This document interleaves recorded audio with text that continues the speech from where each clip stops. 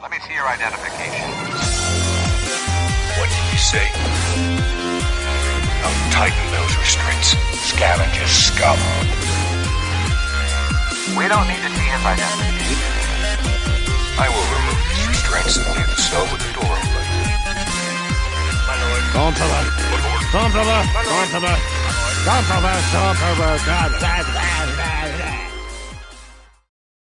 Hello, everyone, and welcome again to the Sidebar Cantina, the podcast where we talk about Star Wars, pop culture, Jason fucking up the audio, or whatever the fuck we feel like talking about. Hopefully, this is working. Yeah, I mean, I think it's fine.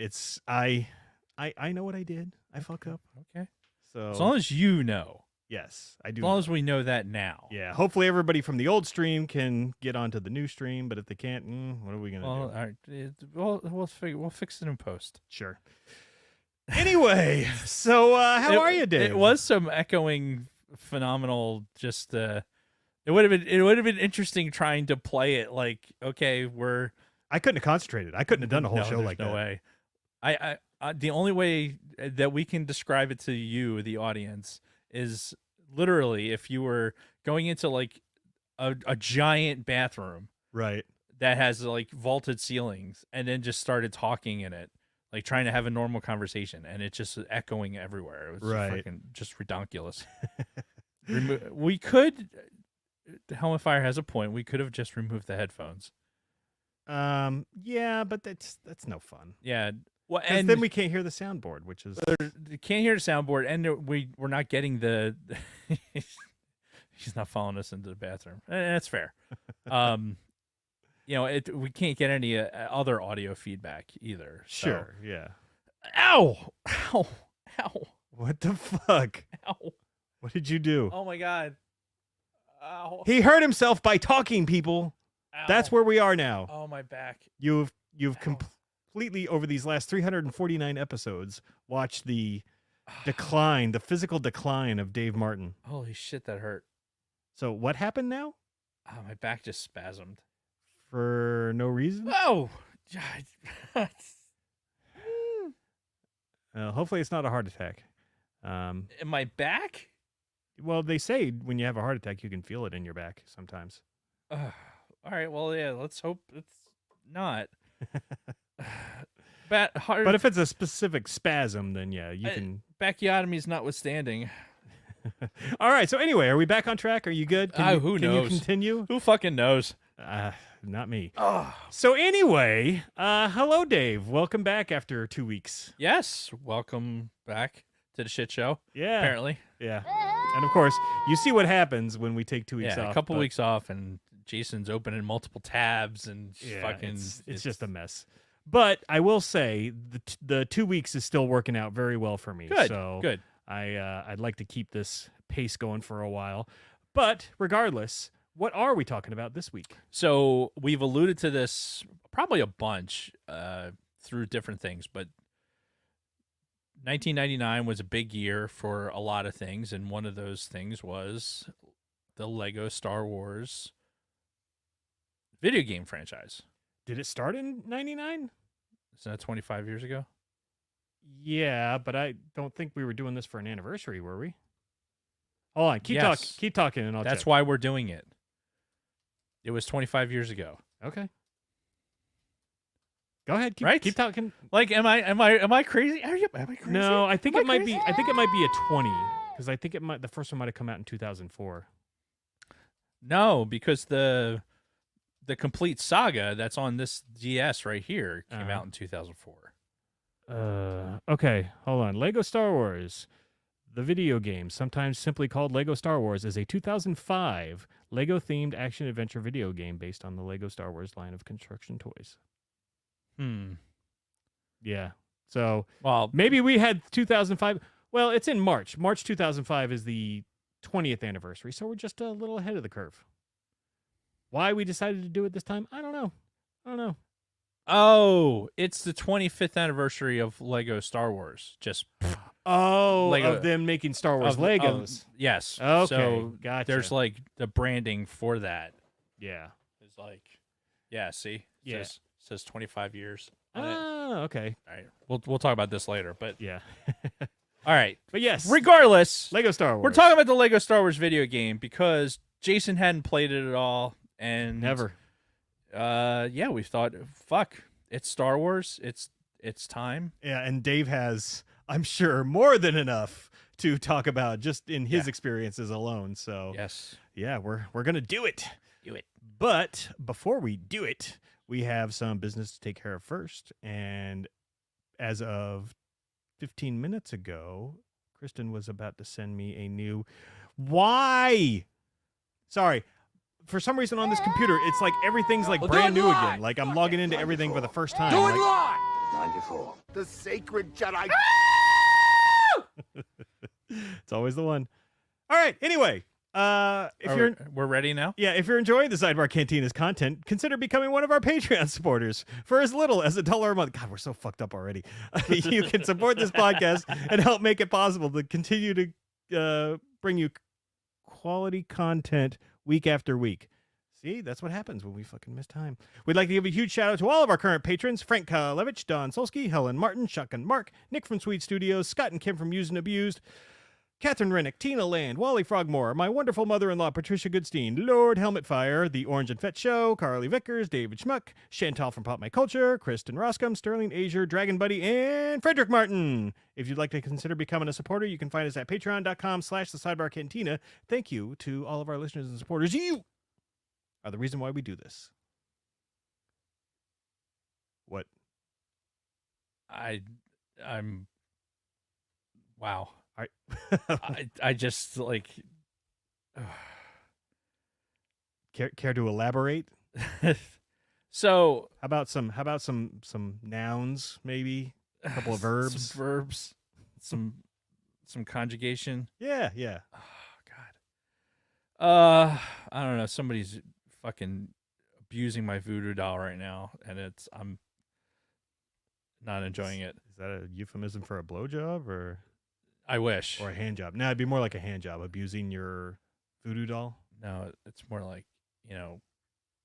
doing extra stabby. Oh, you're talking real voodoo dolls. So right. It's not a euphemism. So somebody's like making Dave hurt. Right. Intentionally. Right. Via a voodoo doll. Right. Exactly. Okay. I'm glad you're finally picking up when I'm laying down. For Sidebar headlines, LG did not forget about the 1999 mixtape on Spotify. She's just super busy adulting, which we all are. Hence the every other week. Yes, right exactly. Now. So guess what? 1999 was 25 years ago, as we established a little bit ago. Yeah. And another week or whatever is not going to kill you waiting for this playlist. So yeah, when it comes out, it's going to be amazing, and you'll wait for it. She said that she hopes to get it finished before our next episode. You're currently in. Before our next episode, or currently in. 2. I'm just reading what's on the teleprompter. I think there was a cut and paste in there that happened that just it was in the middle of another sentence. Yeah, don't worry about that. And then I added, I wanted to do a shout out to my man Doug from the WDW Main Street podcast. Okay. Doug is doing drywall work at the house, and he came, and come to find out, he is a Disney park lover. Oh, one of those. Yeah. Wait a minute. You said WDW? Is that? Yeah. Yeah, I fucking see them all the time. I see like news articles from them, and cool. Yeah. And he's doing your drywall right now? Is that what I'm hearing? Yeah.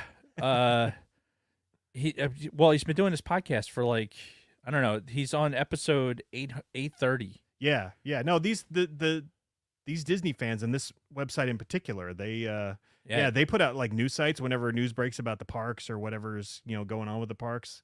They put that stuff out there. So he gave us a shout out on his, not this past episode, but the week before, because we were talking Star Wars. I showed him, my setup. His name is Doug. His co-host is John. John lives down in Orlando. Just survived the hurricane blowing through. Yeah. But I think the trick or whatever, if you listen to these guys, like it is not they're not sucking off Disney for like, oh, everything is great. Yeah. No. They are very kind of harsh. Kind of like the way we are with Star Wars. We love Yeah. Star Wars, but we will be critics. Yes, exactly. They love the park.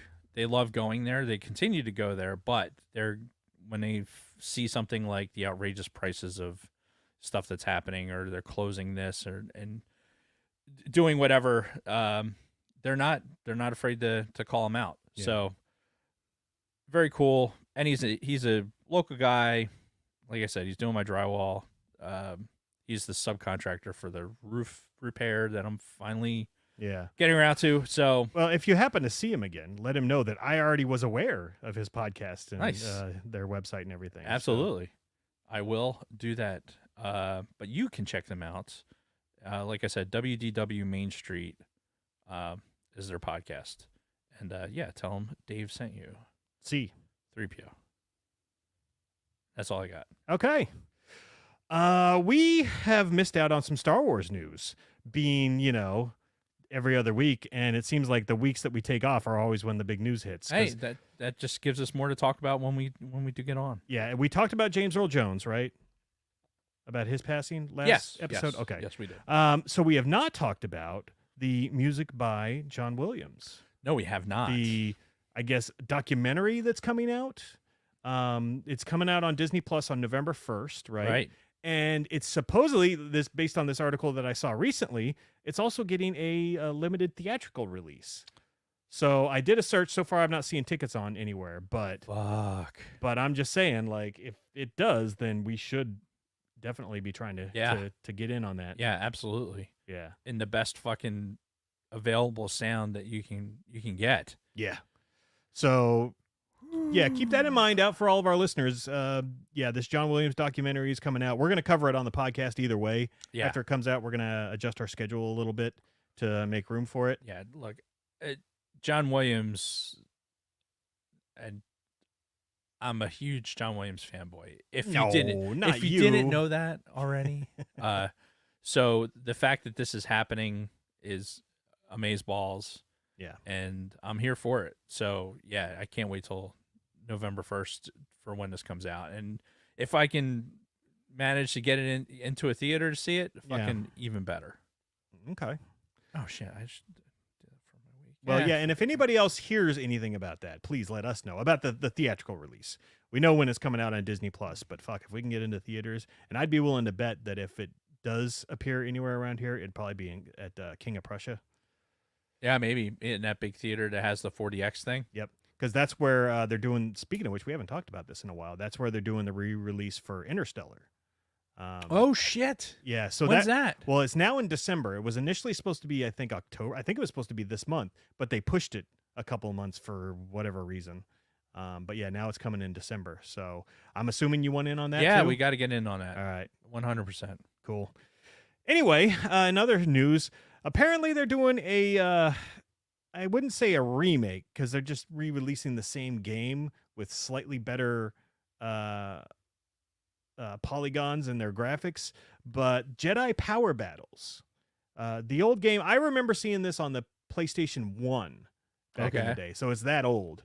And I guess it has a bit of a following. People enjoy it. It's like a third-person sort of action game. It almost reminds me of like Star Wars mixed with Gauntlet kind of thing. Okay. But it takes place in the prequel era. And yeah, it came out at some point, either in the late 90s or early 2000s. And yeah, it's got a following. They're re-releasing it again. Same game. I'm sure they're going to add improvements here and there. But the graphics, all they did was just change those old shitty graphics into higher resolution.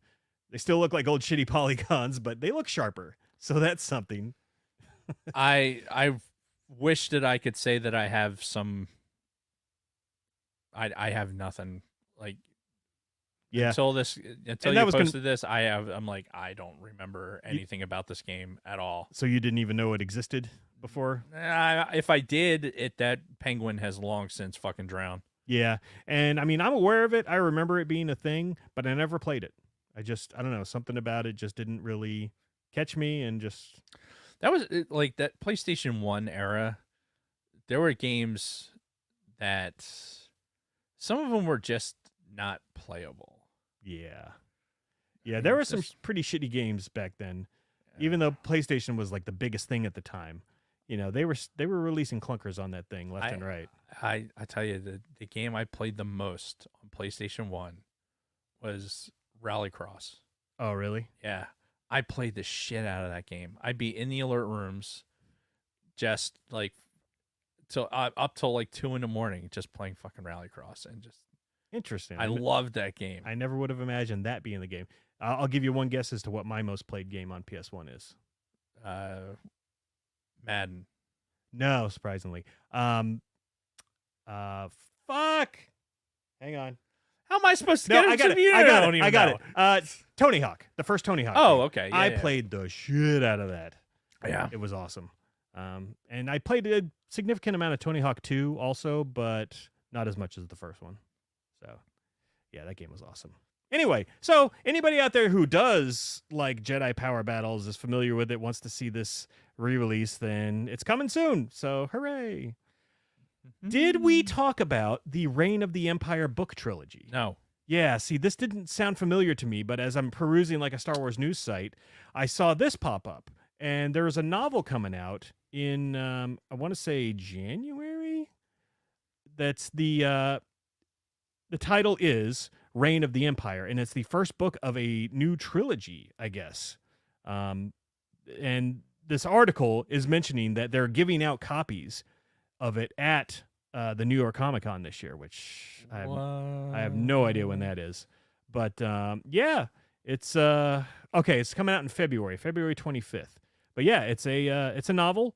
It's okay, and the first one is called The Reign of the Empire: The Mask of Fear by Alexander Freed. Huh. Yeah, so we'll definitely be checking those out when they come out. But oh man, I'm just quickly looking through the synopsis. The first thing my eyes see, Saw Gerrera. Yeah, you know, I'm not that bad on Saw Gerrera. Like He was fine in Andor. I hated him in Rogue One. well, yeah, that's the thing. Like I watched Rogue One again recently, and I've been rewatching parts of Andor. In fact, specifically last night, I rewatched episode 10. You know, the one where he has the speech at the end about what he sacrificed. Yeah, For whatever reason, I had it resonating in my head, and I just needed to see it. Yeah. And Saw Gerrera's in that episode. The character and what that character represents, like as you get more into this part of the canon, it makes a lot of sense. It makes a lot of sense that character exists and what that character does. Sure. If you get past like how over the top he is by the end of it, and the Gurgla and all that shit, yeah, I think what I'm hoping is in season 2 of Andor, we're going to watch just the decay of his mental state. Yeah. To the point where it's like, okay, now he's a fucking raving lunatic. Mm. But in the meantime, what he's doing in Andor, like at the time, and running basically his own rebel cell. Yeah. His own terrorist cell. Yeah, and that's the thing about him. He's a lot more action oriented, whereas the early starts of the rebellion, it was more planning and talking, right? And where Saw's like, no, fucking let's throw some bombs at him. Let's blow shit up. Let's do it. Yep. Yeah, I'm here for it, this Reign of the Empire book. Yeah, absolutely. So yeah, and if anybody's going to be at the New York Comic Con, apparently there's like a secret word you have to say to somebody at a booth, and then they'll give you a free copy of the book. So if you happen to be there, which I don't even know when that is. Let's see. New York Comic Con. That seems like it would be a shit show to get in. Yeah. Oh, it's this weekend. So if you're at the New York Comic Con this weekend, by all means, check out the booth for the free book. And yeah, stay tuned because we will definitely be covering said book. Yeah. On the podcast. And the timing is actually really good because next summer is Andor. So we're going to start this trilogy of books in, early spring, and it'll kind of lead right into all of that. Yeah. So Good stuff. Anyway. And you know what? I like that there's novels that are coming out regularly that have relevance. Yeah. It gives me. I don't know. I still like the books. I like the books too. Don't get me wrong. No. I mean,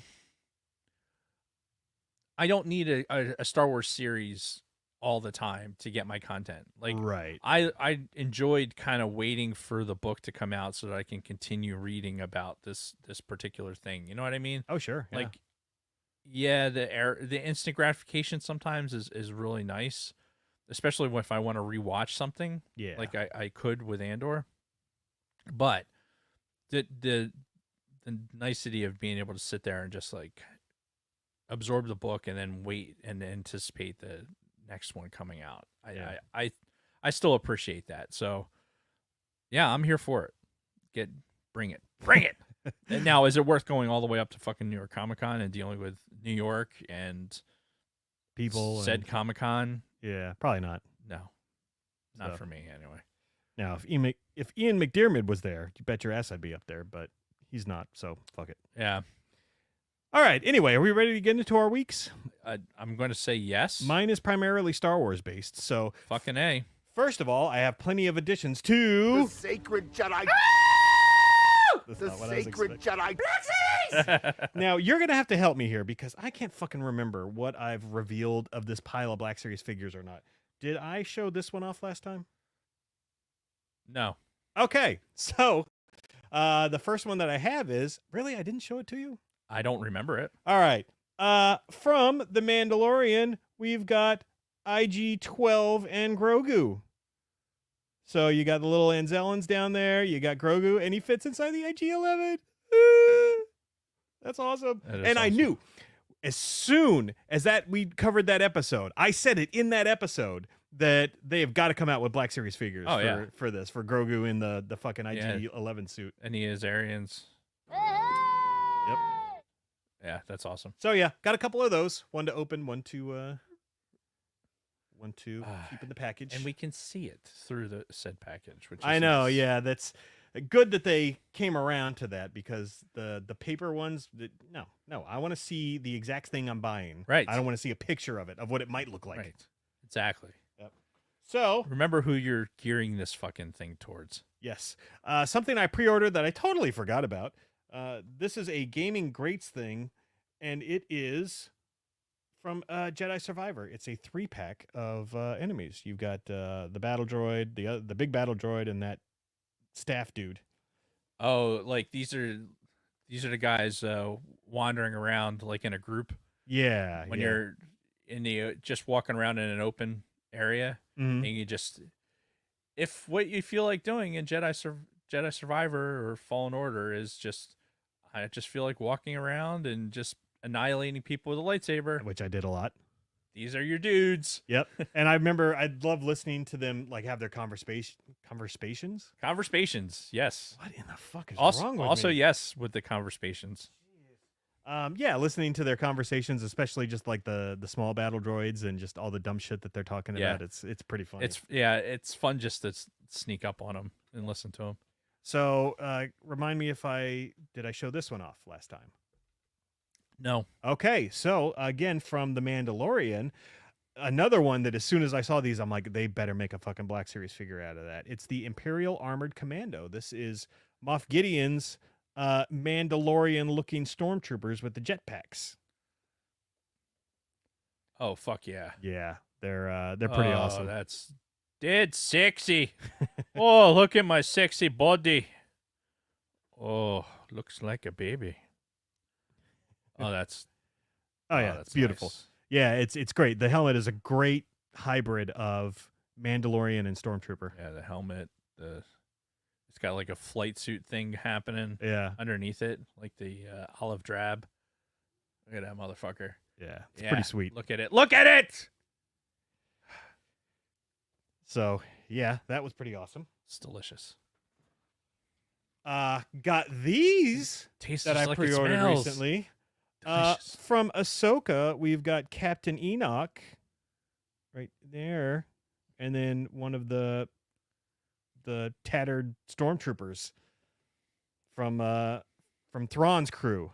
And again, Enoch is another one that I said as soon as we saw that episode, I'm like, oh man, I can't wait to see a figure of this because he's got the gold face mask. It's so odd. And I would really like to know more about where they were stranded and what they did during that time, because they rebuilt the ship in that goldish colored metal. They remade some of the fucking stormtroopers in some of that gold looking metal. Like Enoch's mask is just gold. Yeah. So got a couple of copies of that as well. Now, something else I want to show you that I ordered recently has nothing to do with Star Wars.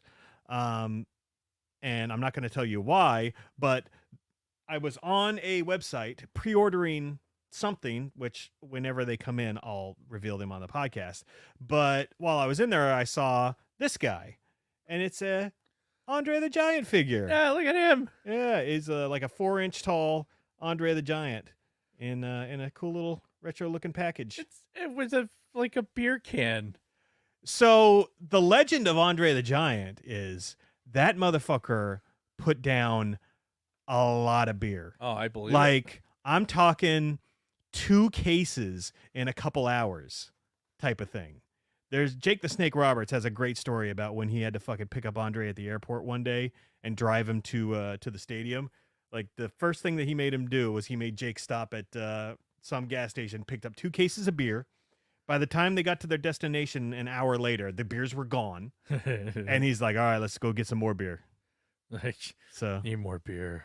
Yeah. But I got this from this toy store that I'd never heard of before, but they had a pretty decent selection of shit. Uh-huh. And I pre-ordered something that, again, I don't want to say what it is yet. We'll save it for when they actually arrive, but it's pretty cool. So, and I just happened to see the Andre on there. He was really cheap. So I'm like, I like Andre. Let me grab that. So,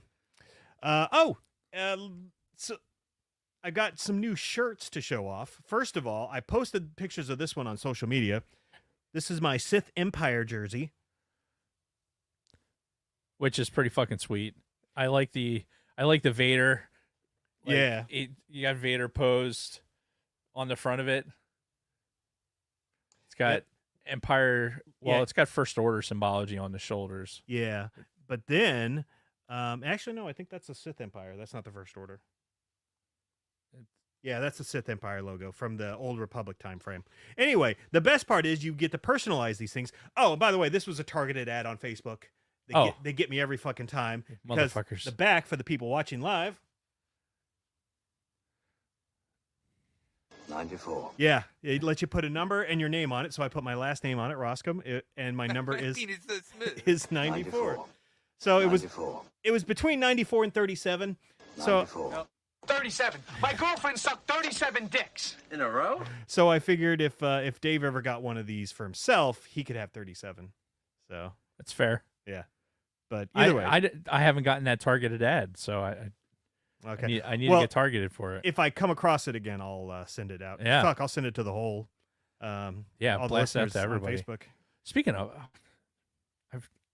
I was going to remind you I wanted my ATSW jersey for today, but I forgot. Is that still here? Yes. Kristen, are you still listening? I think it is. Yeah. Maybe it's not. We'll see. But this other shirt that I just got in not even a week ago was this guy. That so Jason was wearing that when I walked up, and that's pretty fucking sweet. You've got the baby killer lit with He-Man's sword and oh shit, what's the name of the Thundercat sword? It's the Sword of Omens. Omens from Thundercats. Right. It's got the He-Man's Master Sword, and then it's got the baby killer lightsaber, like some of the best stuff from the 80s, from our childhoods. From our childhood, yeah. It's like it was immediately recognizable. Yeah. We haven't talked about Thundercats on the show. Not with any kind of detail. Or we did talk about He-Man when we talked about the toys that made us. But right. We haven't really talked much about Thundercats. Well, maybe we'll get to that someday. Anyway, so that's God. If we start going down a Thundercats rabbit hole, and we're oof. I had like the original Lion-O figure, like that fucking like the big one. Mm-hmm. I had a couple others too. I had Chitara. maybe Panthro. Mm. Yeah. Oh, and I had Mumra. Oh, yeah, of course. And it was old Mumra, not the transformed version. He was basically the Emperor. Oh my God, he was Palpatine. Yeah, basically. Anyway, so yeah, I saw this shirt again, targeted ad, but I'm like, I must own that. That's one of the greatest shirts I've ever seen. So I bought it. Anyway, besides that, I've been rewatching parts of Acolyte and Ahsoka recently. Okay. The reason being is I got a new TV for my bedroom. All right. And it was a 65-inch TV, pretty big, but kind of cheap too. It was like $400. It's a Hisense. So I've had mixed experiences with Hisense. They're kind of still like a budgety type TV, but we got it at Costco, so I thought, oh, maybe they got one of the better ones. And I've been messing around with the video settings and everything, trying to get it right. And throughout this, I've been watching episodes of The Acolyte and Ahsoka to kind of get a gauge for, the visuals and everything. Okay. And while I'm watching those episodes, I'm quickly seeing the difference between the two. Where Ahsoka's, it's great, it's good fan service, it's characters we know, good writing, and then you look over at The Acolyte, and again, I'm an overall defender of The Acolyte as a series, but goddamn, there is some shitty acting and some shitty writing in that thing. And like every time I watch it or any of the episodes of it, I see it more and more. I'm like, ugh. Yeah, I can kind of see why. But Ahsoka, on the other hand, that's like the exact opposite. Ahsoka is fucking great. I haven't rewatched any of Ahsoka. No, because it generally left like just a really taste in my mouth. Well, I still watch I think it's episode 4, because there's a lot of lightsaber action in that one. That's the one where Ahsoka and Sabine took on Shin and Marok. Marok gets killed in that one. And he turns into the cloud of smoke. Right. And then Ahsoka goes and fights Balin as they're fighting for the map. Yeah, that's one of my favorite episodes of any Star Wars show, period. Yeah. It was a good one. I think I have to watch it just for... I have to watch it for that. Yeah. Because if I'm watching... I don't like how it ended, and yeah, it just, and losing Ray Stevens was tragic. There's so much that I don't even want to get into it, but I have to rewatch Ahsoka.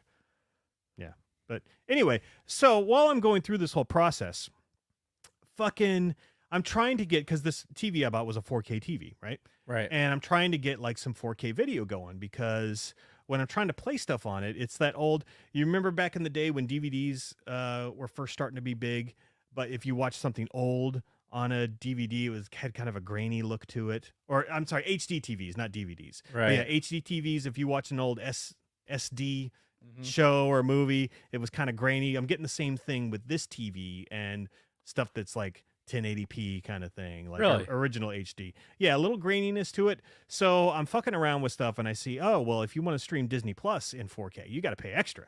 You got to be the premium subscription. So I'm like, you fuck. So I order it, and then in doing some more research, I'm like, well, you don't want to use just any HDMI cable. You want to use a 4K UHD HDMI cable. So thankfully I had one of those sitting around from a different project I was working on. Once I got everything up and running, I paid for the fucking premium for the 4K, got the fucking super cable, and finally, and we had to get a new Apple TV too, because our old Apple TV only streams in 1080p. And it's not that old. It's maybe 5 years old. I mean, that's fairly But I old. guess 4K wasn't really too much of a thing 5 years ago. But either way, so I went through all of this bullshit. Everything looks fucking phenomenal now. The stuff that I can get on there in 4K. The stuff that's not 4K that I get on there, it's hit or miss. I guess it's that whole you get what you pay for thing. Yeah, I haven't converted anything to 4K yet. Yeah. Like all my TVs in the house are still, the newest TV in the house is probably 4 years old. Okay. Well, before this, all of our TVs were, 5 years older. Yeah. So, we've been in need of new TVs, but this Hisense probably not going to do the job for what I want as an in-game. So right. It's probably going to end up being a Samsung or something. They've got some fucking sweet ass Samsungs at Costco, like 75-inch OLEDs. I know there's motherfuckers that when you walk into like whether it's Costco or Sam's Club or whatever, Yeah. the second you walk in there, you're just right staring at the fucking TVs. Yeah, yeah. You're just like, because they're right there in "Oh." front, and they've always got those fucking like super HD nature videos playing and shit, and you're just like, oh, that's so Oh, fucking that cool. looks really good. Yeah, must have in my house. Right. Even though I never have the television on. Ever. Oh yeah, me either. Like it's unless I'm watching the Eagles game or Kathy's watching something off of Netflix or whatever. Otherwise, the TV's off 98% of the time. Yeah. Like I don't have any bandwidth at all for fucking to do anything on it. Yeah, and I talk to couples sometimes, or like one member of a couple that'll be like, yeah, I just went home. Me and my husband just laid down on the couch and watched TV for the night. I'm just like, well, what did you watch? Like, did you pick a movie or something? She's like, no, we just kind of flipped channels and watched a show. I'm like, do people still do that? Apparently. That sounds and now terribly inefficient. Maybe they meant like, flipping through streaming services, channels. But I don't know. I don't know how anybody can just sit and watch TV for the night. It does not compute. No, there's so much to do. Yeah. And I feel like time is too valuable to just randomly fucking doom scroll through fucking television. Yeah. And maybe it's our age. Maybe. And not necessarily because we're old per se, but it's because we've talked about this before, but that realization of our mortality. It's like we're not just some bunch of young kids who can just fucking willy-nilly do whatever the fuck we want because we don't have to worry about death. That's a long time from now. I can let this night go by and I'll catch up with something the next day. Yeah. Like that's fine. But that's not the case anymore. No.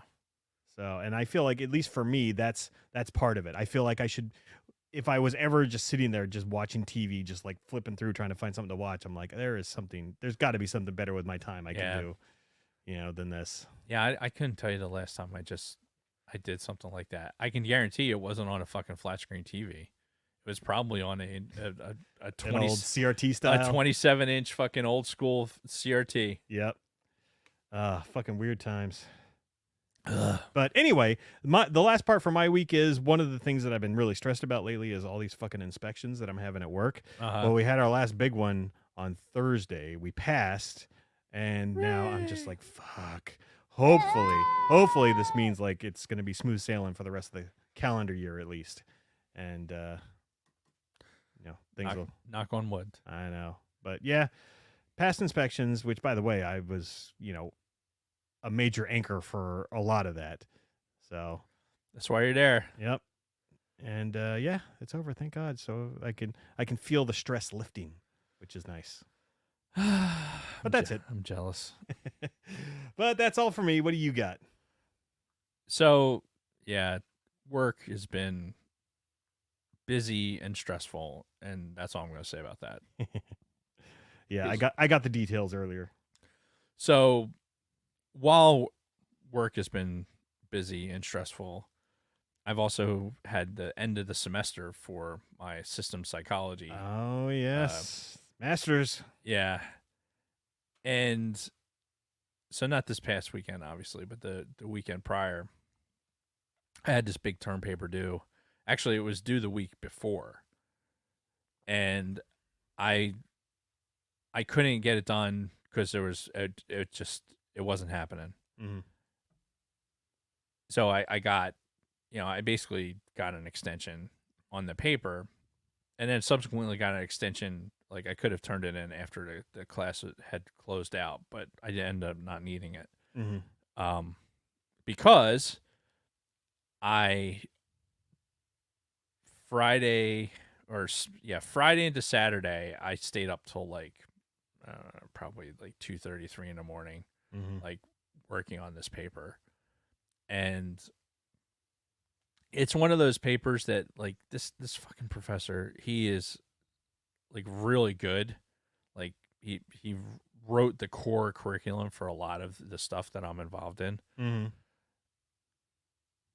And that's the biggest problem. He grades like that, like because he knows the material, Right. and he was like a fucking test pilot. He's like a Chuck Yeager motherfucker. Looks like Sam Elliott, like his profile picture. Like he just Really? it's just ridiculous. It's an old school fucking. Yep. So been there, done that. I can't bullshit the guy. Like it's just that kind of guy. Yeah. So I'm cognizant of all that when I'm sitting there trying to, like, if I'm going to put out a paper or discussion or whatever. Yeah. And there's multiple papers throughout the semester. So with this paper, there's no, it's grad school. So there's no, for him anyway, there's no page limit. There's no word count. He's like, write a master's level paper. That's all. That's the criteria. Like, there's some stuff that has to be included. Sure. Like the format, but no length requirement. Just a master's level paper. Wow. Yeah. So that feels like more pressure than. Yeah, for somebody that gives a shit about it, like it was like, fuck, man, what does that mean? Like, so, and I had picked a very broad thing for human spaceflight, and then I kind of narrowed it down inside of that because I realized that my topic was too broad. And so I had to really, really narrow it down, and I ended up writing a 25-page paper. And the majority of it was written from that Friday into about 5 a.m. on Sunday morning. How much sleep was had between those days? I got 2.5 hours total. Sleep. Yeah. Woo. So I sustained myself on Adderall. And look, when you're staring at 50, this is not a good idea. It just is not. Like, taking a master's class or using Adderall? Probably both. I mean, the Adderall is for the ADHD, and it does help, but like using it as I wasn't using it like out in an abnormal way.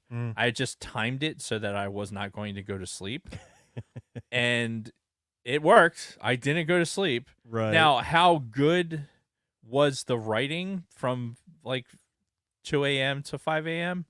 Who knows? Right. I mean, I got a 98 on the paper. So 94.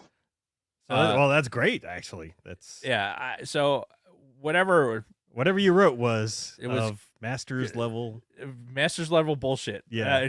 I made it rain. But it's so fucking hard, dude. It is.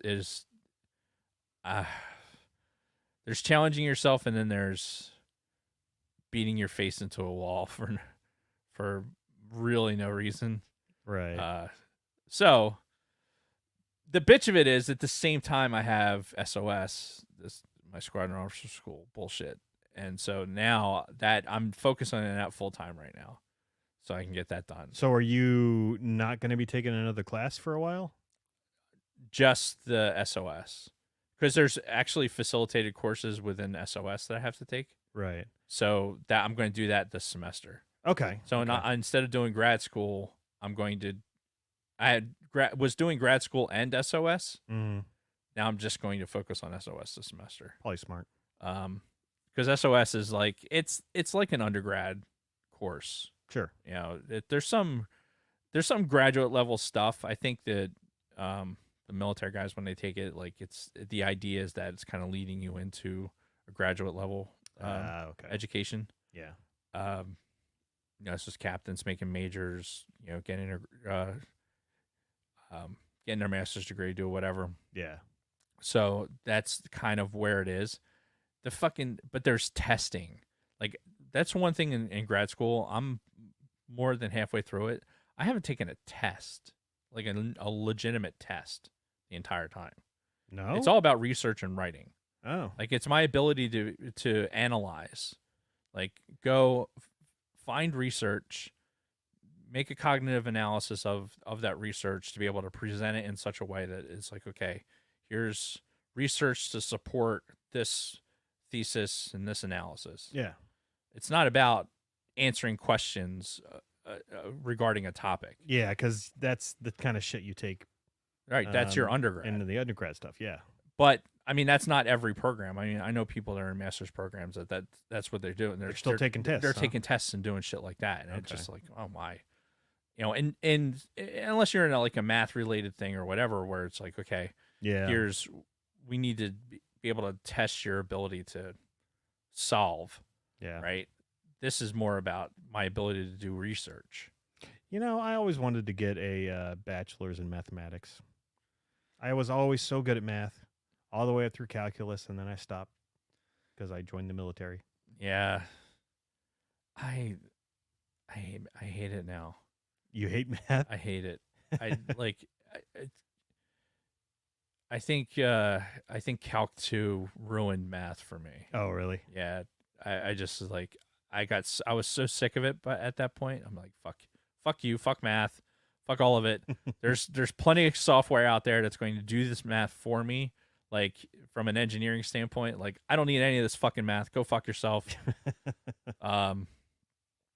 Because even in physics, like in the second order of physics courses, it's like the math that's there, it's kind of tangential.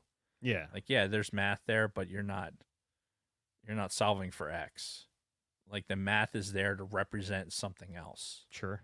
I was never solving for X because those are for the fucking super nerds. That's like Kate's boyfriend to do, like the people that are, postdoc type people. It's like, okay, we're going to take this 4-panel billboard, blackboard and solve all of this to try and get to the slope of the decay rate of this fucking neutrino. Right. Right. Dave doesn't need to do that. So that Dave can figure out because you've got guys like your son-in-law who do that. Or potentially future, It's just a lot easier to call it. It is, but Kate would kill me. Yeah, it's anyway.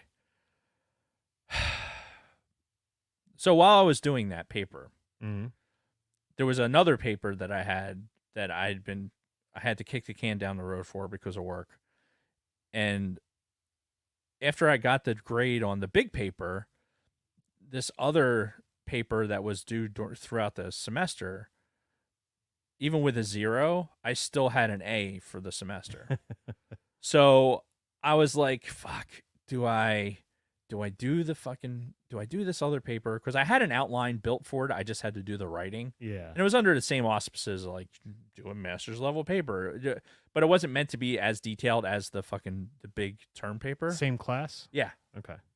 So I'm like, all right, well, let me just like spend the time and I'm going to put some effort into finishing this up. Because there was like a little voice in my head. It was like, don't be a dick. Just get the paper done and turn it in. It doesn't have to be perfect. This one Right. you can just kind of just be more bullshitty about. Just turn it in, like, and fulfill your responsibility to the course. Yeah. Don't be that guy. Like, all right, fine little voice. So I go into the computer and I have iCloud synced to my PC. Okay. Because I use iCloud for storage. Sure. For a bunch of stuff. So I can use it between my iPad and my phone and everything else. Okay. So, and you're talking specifically Apple's iCloud. Yes. Yeah. Okay. So, and I've been using that for years. Like, I'm one of the original iCloud people. Like, I was one of those people that paid for it initially. Mm-hmm. And when Apple made it available and free for everybody, I got a refund. Okay. Like, I was one of those people. That's Yeah. why I have an at me.com. Oh. Like, I'm one of the OG people for that. So I've been using the iCloud as soon as the file availability was able to do it. Yeah. So all of my embryonal stuff is on there. Mm. Like, even my undergrad stuff. Well, I was looking at for this chapter, it was for module 6, and I'm like, okay, you know what? Let me move this around a little bit. Like, I didn't like how it was organized, so I was like starting to move stuff around, and I ended up desynchronizing the folder. I'm like, I'm going to move it from here to this other place and then resync it. Uh-huh. When I resynced it, the past 2 semesters, like this semester, all the work from this semester and last semester's class, gone. Fuck. All of it gone. Well, shit. Yeah, it fucking it sucked. I was pretty fucking beside myself, and I spent probably about 8 to 10 hours trying to recover that data, because there's not that I'm not going to be able to recover some of that because I've turned in the work. Yeah. So it's like kind of in Canvas, and like I'll be able to like recover some of that and go through bibliographies. Sure. But all that research that I pulled to get that other stuff, like every course that I'm taking is all going to lead into my ultimately my thesis. Yeah. And I want to have all that research. All that research is gone. Like, I don't even give a shit about the papers. The papers are irrelevant. Right. The papers are going to change based on the amount of research that I'm doing in a particular thing anyway. Yeah. So the papers are relevant. It's all the research. Like getting the right research and finding the right actual things to use. So gone. Just fucking gone. So don't take Adderall and stay up till 5 in the fucking morning. So you think that's why it got fucked up? I think that's why I probably mentally skipped a step or was a step ahead or a step behind. So when I went and somehow I might have clicked something that allowed it to happen, because I seriously doubt it would have been something that just happened. I probably had to click through a message window that said, okay, hey, this is going to happen. And I just probably went, yeah, well, fuck it. And not actually comprehended what was going on. Yeah. And when you're tired, that shit happens. So, oh yeah, sleep is important. So, anyway, done with that course. Still got an A. Going to take that A and hopefully finish within the next 6 weeks. Finish my SOS. Yeah. That way I'm done with it. So when I go into my next master's class, I'll be SOS complete. Hopefully. All right. Now, did you what? Oh, I was going to ask, does this SOS, when you complete that, does it equate to possible raise? No, only if I go for another position. It's for GSs. It's not a requirement for things like it is for military. Okay. Like the blue suiters. Yeah. It's one of those things that puts you, like, if there's 2 GSs and there's like, okay, that one has the PME, that one doesn't. Then okay. That's the one. You know what I mean? Yeah, yeah. It makes you competitive. Yeah. So. Okay, well, that's better than nothing, I guess. Yeah. I mean, that's why I've done a lot of different training. Yeah, and who knows? Maybe you'll actually learn something. Maybe. So far, no. Is it all just the same shit regurgitated again that we've taken in all of our fucking PME? More or less. It just, you're using bigger words. Ooh. You know, they're trying to sound smarter, and they're writing quizzes that they're making sure that they're not actually using the same words, so that to try and prove that you read something. It's very annoying. But whatever. It's just, at this point, I just got to push through it. Did you see the Aurora? No. So apparently everybody else in the fucking country saw the goddamn thing. But Kristen and I went out, so we were able to see it through the phone thing, right? Right. Because I guess that's the trick a lot of people were using to be able to see it, was like look at it through a phone. We saw that, but could not see any actual color out there. I think a lot of it has to do with the fact that we're like kind of surrounded by trees right here. Yeah, that's probably a good part of it. Yeah, because it would have been like over here for you, right? Oh yeah, that's like the west. Yeah, we can't see shit in that direction. Yeah, or no, west. That's west. Okay, there's trees over there too. Yeah, you're surrounded by big trees. Yeah. So yeah, that would have been problematic. We got super fucking lucky because our backyard, like it opened up to us in our backyard. Like, so we had, no fence line, no houses, no nothing. It just was a panoramic view of the whole thing. And ironically, like, we're looking towards, almost towards Philly. So there was still so much ambient light. Like, I couldn't barely see Cassiopeia, right? Which is, some of the brighter stars in the night sky. And I can barely make out those stars, but I could see the fucking aurora with the naked eye. And dude, it was a fucking experience. Like, the idea of seeing it standing in my backyard was just dumbfounding. Yeah. And I have to thank my neighbor for actually, because I was at my desk, I was working on something, and Kathy came down and said, "Oh, hey, Cecilia said go outside, look out the window, go outside." So we go outside, and it's fucking just as it's in full fucking froth. Wow. So it's super lucky that the neighbor was, telling people. Yeah, well, I mean, word was getting around pretty quick once that started becoming visible. I saw it all over Facebook. My fucking mom in Bakersfield, California, saw the goddamn thing. Dude, there was pictures like the Grand Canyon, like as far south as the Grand Canyon. Damn. They were taking pictures. So yeah, it is an amazing thing to think about that solar flare was big enough that you're exciting electrons all the way, or exciting. You're creating light from that reaction all the way down this far south. Yeah. So that's what it was. That solar flare they were talking about like a week or two ago. That's what caused the big aurora. I mean, it takes like a day and a half for it to show up. But yeah, it was a G4 or G5. Yeah, event. It was a fucking big deal. All I saw were articles about how, this could mess up things here on Earth and blah, blah, blah, blah, blah. Nobody said shit about it's going to create this fucking sweet-ass looking aurora that you're going to be able to see. People that pay attention to it, like, kind of, they look at the numbers, like, Vickers will send me, because he'll be watching it. He'll be looking at the space weather. Yeah. Remember Space weather.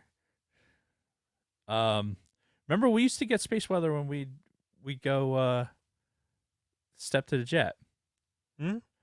And it's so funny. That event would have been fucking chaos on HF. Oh God. It would have been absolutely horrific.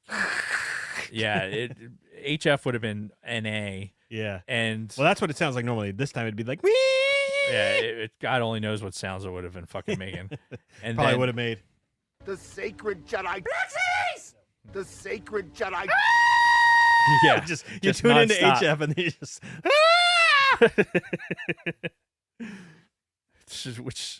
which is ironically probably what our tinnitus sounds like anyway. From listening all those years listening to HF. Oh God. Fucking kids today don't know the half of it. Yeah. But anyway, yeah, the fucking it was cool. I got some pictures with I got the legit camera out, but I didn't have the right lens on it, and so it's like I needed something I could pull back and get a wider angle on, and it is what it is. But got some iPhone pics, and it's weird because it seems like it's happening more frequently. Mm-hmm. There's no real global warming. Like there's nothing that we're doing on Earth that's going to make the sun have more solar flares. Right. There's nothing. Did somebody insinuate that? Dude, the internet is a fucking horrible, horrible, dumb place. And people want to imply that the fucking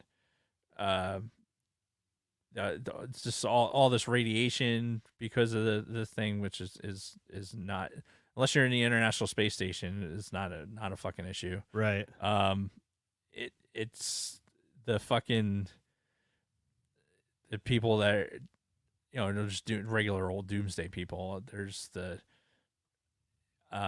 it's just people are so fucking dumb, dude. Yeah, and you get the people who are like so into the climate change thing. They equate everything to climate change. Yeah, like absolutely everything. Which look, I get it. The hurricanes are getting more intense. Like I'm not a global warming denier. No, but at the same time, like some of these people take it a little too far. Yeah, look, you know what? Yeah, the global warming is a thing because the planet goes through its cycles, has its ice ages. Mm-hmm. That's how it works. It's doing it. Are we helping? No, we're not. No, we're not. But regardless, yeah, there's fucking idiots out there, and nobody. There's nothing we're going to do that's going to keep the sun from fucking lashing out with a fucking solar flare. Yeah, planting all the trees and fucking stopping using all the gas and everything. Nothing is going to change when it comes to that. But you still, you talk about those hurricanes, and unfortunately, hopefully everyone that's listening to us is recovering, because goddamn, dude, that fucking the imagery from the Helene up in North Carolina, like them trying to recover, and Florida, Tampa area had gotten damaged, and then fucking get a direct hit again. Yeah. Time to move. Right.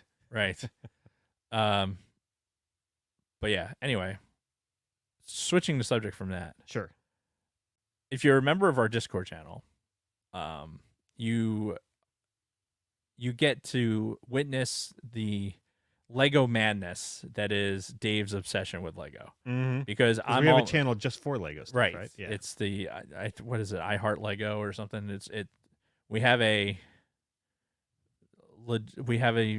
spot for me to post, so I'm not clogging up everything else, which I'm probably going to start clogging up everything else with Lego. But I post all the Lego stuff on there. So one of the things I got for my birthday was the Space Shuttle Discovery, the Lego one. Dude, the fucking thing is massive. Yeah? It's like this big. There's a reason I didn't bring it with me. Right. Because it's fucking massive. And what is it again? The Space Shuttle Discovery. Oh, okay. The actual orbiter, right? Yeah. And I've wanted it forever. Mm-hmm. And it came out in like 2021. But it's huge and it's expensive. So I've been watching the watching Facebook Marketplace. Like people, it goes on and off, and it's usually a few $100s, and it's just like, it's too much. And finally it got in my wheelhouse for a price range, and I sent a link to Kathy. I'm like, birthday ? And so she contacted the guy and be like, yeah, all right, boom, sold. And it was missing a couple pieces off of the Elevon. Yeah. So, and like easily sourced pieces. So I got it home, and I proceeded to destroy it. Right. Because the whole purpose of having it is to build it yourself. Right. Yeah. So I'm glad it was all in one piece, because now I know, like, okay, and I know it has all the pieces. Yeah. But now it's going to be in pieces. Yes. Except for the Hubble. Like, I left the Hubble together and the fucking stands, because I don't need to put the Hubble together. It's a it's basically a toilet paper tube, made out of Lego. Yeah. So it's not as exciting, but the fucking dude, this thing is spectacular. Like I said, it's massive. The fucking landing gear deploys, right? Nice. You push on the there's like a kind of a rudder stabilizer that comes down for braking, and you push that in, and the gear comes down. Right. And just like the space shuttle, because once the gear's down, you can't retract it. No? No. It's one time shot. Like, oh, damn. There's no go around for the shuttle. I did not realize that. Yeah. So when you're on that approach, and that's it, Once that gear's down, you're fucking landing or Right. you're crashing. Well, which is kind of still a landing. Yeah. So, real quick, I'm sorry. I'm very distracted by the chat right now, trying to figure out toes and lizards. like how many toes Isaac actually has or had. See, he was talking about earlier how they used radiation to grow him a fourth toe, which I'm sitting here thinking, like, wait a minute. So you had 3 toes before that? I have no idea. A fourth toe. Yeah, which means what happened to your 4th and 5th toe to begin with? I mean, why would you be using radiation to do that? That's just what he said, man. I don't know. I don't know what's going on. But anyway, that was very distracting. So sorry if I'm. Anyway, yeah, the landing gear comes down. You can actually you twist one of the engines and the elevons move. It's very cool, very detailed. I still have to figure out how I'm going to display it, but it's one of those bucket list Lego that I was able to get really, really good deal. And so I picked that up, and it's awesome. Kathy also got me, and kind of a sneak peek earlier. Oh shit! Got me this year's Star Wars Lego Advent Calendar. Oh, this is great. I'll show the people real quick, but I gotta get a closer look at some of this stuff because I love the fucking the Mando dude. Yeah. So the question is, do we open it now, or do we wait? That's on you. This is your property. Yeah, see, that's what she said too, and I'm like, you know what? We should. Is there a way to put up a poll? Well, on poll. They got the big nipple or boob nipple gun as one of the builds, which is great. It's number 11. I see an ad. I see Vader's castle on Hoth. Yeah, these advent calendars are so much fucking fun. Yeah, you know, as we talk about Lego Star Wars, the video game. This is it's a good segue. But thank you to my wife for being amazing. So, and your birthday's what, like 10, 12 days from now, something like that? Yeah, we're doing the Clerks show right after my birthday. Okay. And yeah, I've been doing getting partially complete Legos, and I've talked about this before, but I've been finishing certain sets, and I've gotten way too many microfighters. But I think that yeah, you told me about them before. You showed us the TIE. I think it was a TIE Interceptor. Well, yeah, I designed the one. Yeah. Right. I made my own design for one, and then I designed a holder for it for the wall. Oh.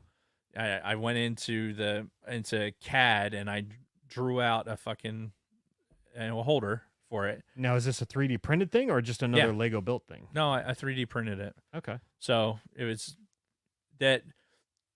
It's so fucking useful to be able to go okay, I have the idea for this. Yeah. Go in, draw it out, and then, make it dimensional, export it to the software to actually slice it for the print. Yeah. And then send it to the printer.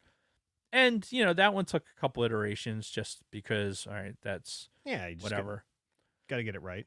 But it's, for something okay, it's this long of an arm, it's going to need this much stability. And I had to, the bore through holes for how big of the screw needs to be. And then the first one I did, the screw didn't have anything to hold on to. I'm like, well, that was dumb. So then I had to redo that. So it's so much fun though. Yeah. You hear that, Kristen? It can be very handy to have a 3D printer around. It really can. Yeah. Especially one of the higher end ones. Yeah. The $2,000 ones. Like the bamboo, how you doing? It's the resin ones. Yeah. Yeah. That's what I wish I had, because if I did, that would be, the thing would be running nonstop, I think.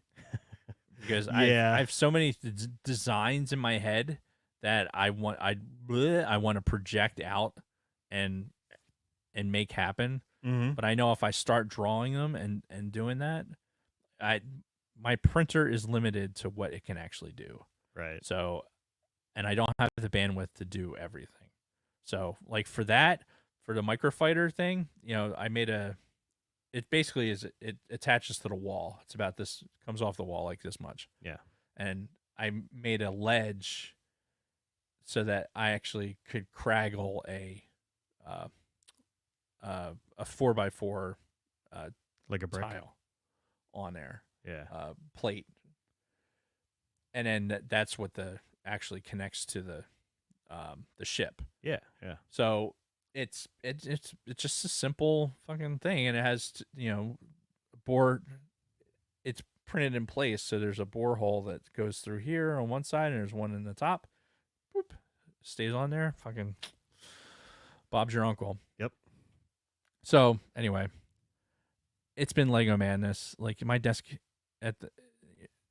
is covered right now with Lego, and I love it. I fucking love it. That's good. I built that Lego sorting table. That it's more of a sorting like kind of vessel. Sure. That so I could put it on top of a TV tray table, and then like I could dump and sort. That's if and you're looking at Discord, that's what the shuttle's sitting in before I destroy it. So yeah, it's Lego therapy, man. It's hey, whatever works for you. Yeah, it's fucking legit. It sounds fun. But yeah, that's pretty much it for my week. All right.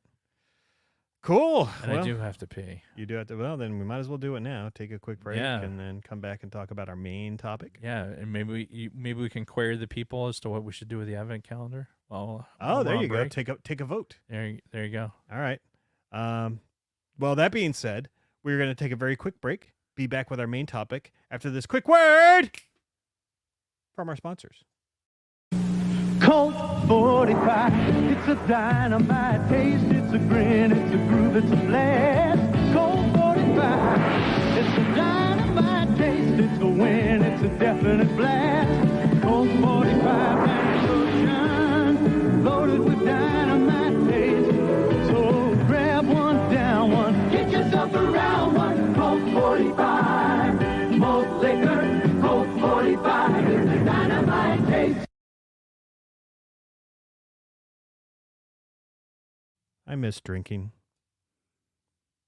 We're closing in on 3 years now where I haven't drank, with like a very minor exception. Like I tried like a sample of one time at dinner. And then I had a beer at Galaxy's Edge when I was down there. But yeah, otherwise we're coming up on 3 years since I stopped drinking. It's pretty crazy. But yeah, watching that fucking commercial, those ice cold Colt 45s, I'm like, oh, I just want to drink it once it hit your lips.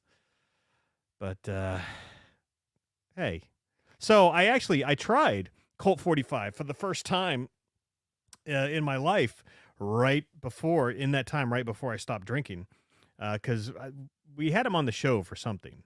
I don't remember what our topic was, but we actually had actual Colt 45 bottles here, and we were drinking those, and I thought it was pretty good. So I don't know where the hate's coming from, but I enjoyed it. But I can't enjoy it anymore because I've destroyed my liver over the years. Ugh. And now I'm not trying to test my shit fart separator right now. Hopefully you did that outside. I didn't, because I don't trust it right now. Oh, good times. All right, so yeah, guys, let us know when we should open up the advent calendar. Should we do it like on time? Like, well, but no, because we're so limited with time now. Going every other week, we don't have time to fucking open a goddamn, We'd either have to do 14 days of advent calendars in one episode. Yeah, shit fart separator. You never heard that? Yeah, apparently not. Scott said he'll drink for me. I appreciate that. Yeah. But yeah, I was just talking about how we're coming up on 3 years since I stopped drinking. Awesome. Yeah. Sucks. I hate it. Yeah, I get a hankering too. Yeah, but I'm still good. I haven't fallen off the wagon. Well, it's good because when I have imbibed, Yeah. it is the worst. It's the absolute worst. I believe it. Like it has zero effect, and it's the worst after effect. Yeah. Like Yeah, the hangovers were getting really bad at the end. Like, it's really because our bad. bodies are fucking trying to kill us. Yeah. That's Well, in fairness, we tried to kill them first. Like, we tried to kill the liver first. I mean, we were winning that battle for a long time. But then apparently it was coming around like a fucking leg whip, like a Hutchinson fucking leg whip around his fucking teammates' ankles. Oh God, that looks so painful. All right, we're not actually back yet, so you should probably play us in.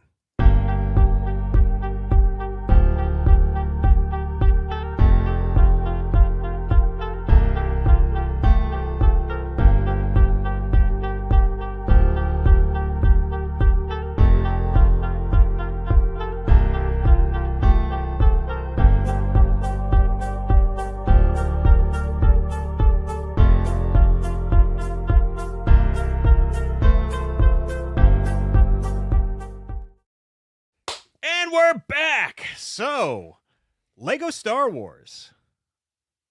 Yes. Yeah, it's a thing that you've enjoyed from time to time, being the actual Legos or the video games themselves. Yeah.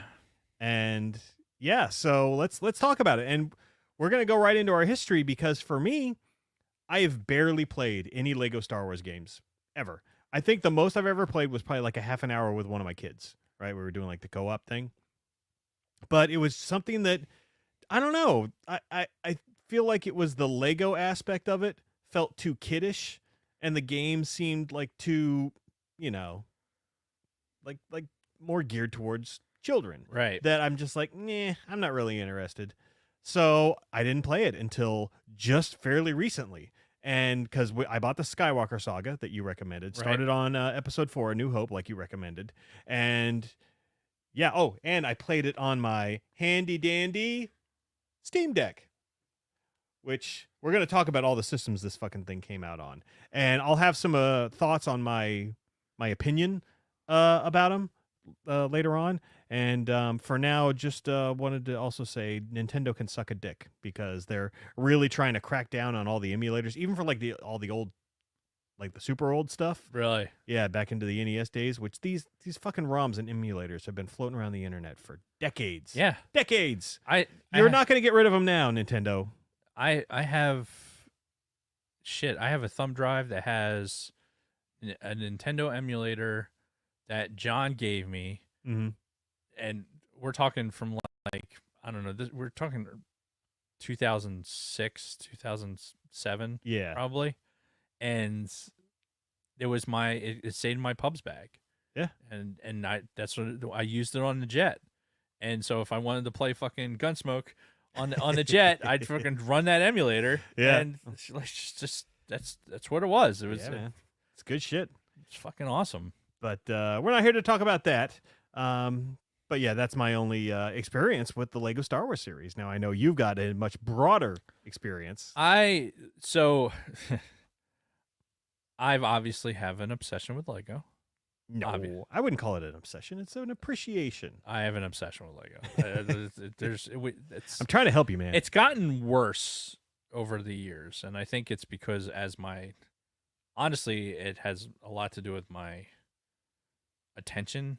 I think because I can focus on the Lego when and it's like very therapeutic, the sorting of it. Yeah. Because the building and the sorting and like that aspect of it is really good for my brain. Sure. So I've gotten more and more. I've coveted it more and more as I've gotten older. When the kids were younger and we had it, I'm trying to think of the first system we had it on where the kids were playing it. Well, and it's because it was on everything. Yes, but the earliest iterations of it were on the original Xbox, PS2, the Game Boy Advance. There was a version on there. I don't think we had it on the Advance. They had it for the Wii. We had it on the Wii. Yeah. They had it for the Xbox 360, PS3. More. We'll talk about every system, but it's probably I'm one pretty of sure those. probably the kids started playing it on the Wii. Yeah, and it was really nice because it was an alternative to like the first person shooters. Yeah. And like you talk about it being more kid focused, and it really was. Sure. You know, the elements of a Lego character could die and then respawn and you just pick back up it's kind of like it's how games have always been, right? Play Sonic the Hedgehog, you fucking come back and you just pick up all your fucking rings again, right? Or as many as you can get. Right. So it's the same thing with Lego, and it's been consistent throughout the entirety of the game. It's like, okay, you fell into this crevice. Most of your fucking studs are going to come or be around, so when you spawn again, you can pick them back up. Yeah. And you're going to use those towards becoming a true Jedi or doing whatever. And that's kind of, we talk about what's changed over the game over the years. Yeah. That kind of has advanced, but it just was a way like, okay, the character broke apart, like, because that's what Lego does, and then it comes back, and then they keep going. Yeah. It's less traumatic, I guess, right. for kids, right? Right. And as opposed to dying in blood. At the time, especially like even because I even had Call of Duty, like those first versions of Medal of Honor. Oh yeah. Right. We had that on the Wii, and we actually had like the gun set up for it. But it was something that like this is kind of like Dad's game. Right. Jeff was allowed to play it a little bit, but was that not only unsupervised? I was gonna say, was that only when Kathy wasn't around? More or less. It was really like when Dad was home. Okay. Type thing. And he got more and more into it as he got older, but sure. They could play like Lego Star Wars was something that's like, okay, no matter what version of it is, it's going to be good. Yeah. Because it has, for me, right, this has two of the most perfect things in my universe, right? It has Star Wars and it has Lego. And it takes the two things and goes, bloop, combines them. And it does it in such a way, and I think we're probably going to talk about it, but just to kind of tee it up, right? You have the music. Yep. Right? So you have, it's a fully licensed product, right? So it has the music. Yeah, and that was one of the things I was going to bring up, too, as we actually started getting into the meat of the game, was the music. Yeah, so I was able to expose the kids to music that John Williams scored. They're getting the story of Star Wars. They're not necessarily getting the verbatim canon of it, but they're getting to play through certain aspects of it. Especially like, if you're playing episode 1, they're the pod racing bit, which is hard as fuck. Hard. One of the hardest fucking things in video games that you've ever played ever is the fucking pod racing in fucking Lego Star Wars. In the first iterations that came out. Sure, yeah. But yeah, it's you're getting Star Wars, you're getting it in a child-friendly, kid-friendly game, and honestly, the portrayal of the characters, it's just silly enough. Yeah. That it just makes it fun. But yeah, and it still feels very authentic. Also, because, again, like you said, the officially licensed and everything. And again, I know we're getting ahead of ourselves, but the humor was yet another thing I wanted to talk about. Yeah. When we get there. So keep going with your history, though, before we. No, so what the kids, it was something that we had the kids in their gaming systems. We had on the DSs. I brought, this is a DS that was procured after the fact. This is one of the kids' DSs. This was a eBay fixer-upper that I had multiples of and combined to make one repaired one. But this is a regular DS and the thing, it works great on there. The other game that's in here. I think I saw Teenage Mutant Ninja Turtles, the arcade game. Yes, well, it's Turtles 2. Oh, okay, Turtles in Time. Turtles 2. Yeah. But yeah, so they had it for their DSs, and for me, when they were playing it on their DS, I had it on, like, it had come out early versions of the iPad. Oh, yeah. That we had it on the iPad. So you're able to play it on the iPads in the same version that you were playing on the DS. Yeah. And it was just fucking fun. Yeah. So I don't know how much we're going to get into the actual gameplay of it. Well, we will a little bit. Okay. But again, after we take care of some of this other stuff first. So yeah, let's hold off on any gameplay in-game stuff for right now until we get later. So is that all you wanted to say about just your specific history? Yeah. Okay. Yeah. I'll filter in things that pop up. I'm catching up with the chat real quick. Notice my wife popped in there, so now I got it. Oh, and I just mentioned her name too. So we were recently talking about when this came out, and we saw 2005 was the first one, and the original game was just Lego Star Wars. I think they also had the tagline. I don't remember what it was, but it was the prequels, because we were still in the prequel era here at this point in time. Like 2005, we were 2 years. No, the prequels ended in 2005. Yeah. Yeah, because it was 99, 2002, 2005. Yeah. So, Revenge of the Sith had already ended by the time this came out. So, yeah, they were really big on the prequels, and it was the prequel games that were in the first Lego Star Wars game. And then they got to Lego Star Wars 2, the original trilogy. Mm-hmm. And I guess, so from my research, that version of Lego Star Wars is the highest rated version of all Lego Star Wars games out there, is the original trilogy. Which completely makes sense to me. Yeah. Honestly, because the original ones that came out, for episodes 1, 2, and 3, obviously it was coinciding with all right, hey, we're getting the kids that watched the prequels, right? So we're catching those kids in the video game era. Yep. And now we're going to bring in all the people that didn't like the prequels, all those adults that are like, I'm not a prequels fan. If they had this in the original trilogy, then I'd probably be into it. Right. Well, here you go. Here's your original trilogy. And so this is why it probably sold better. And to be honest,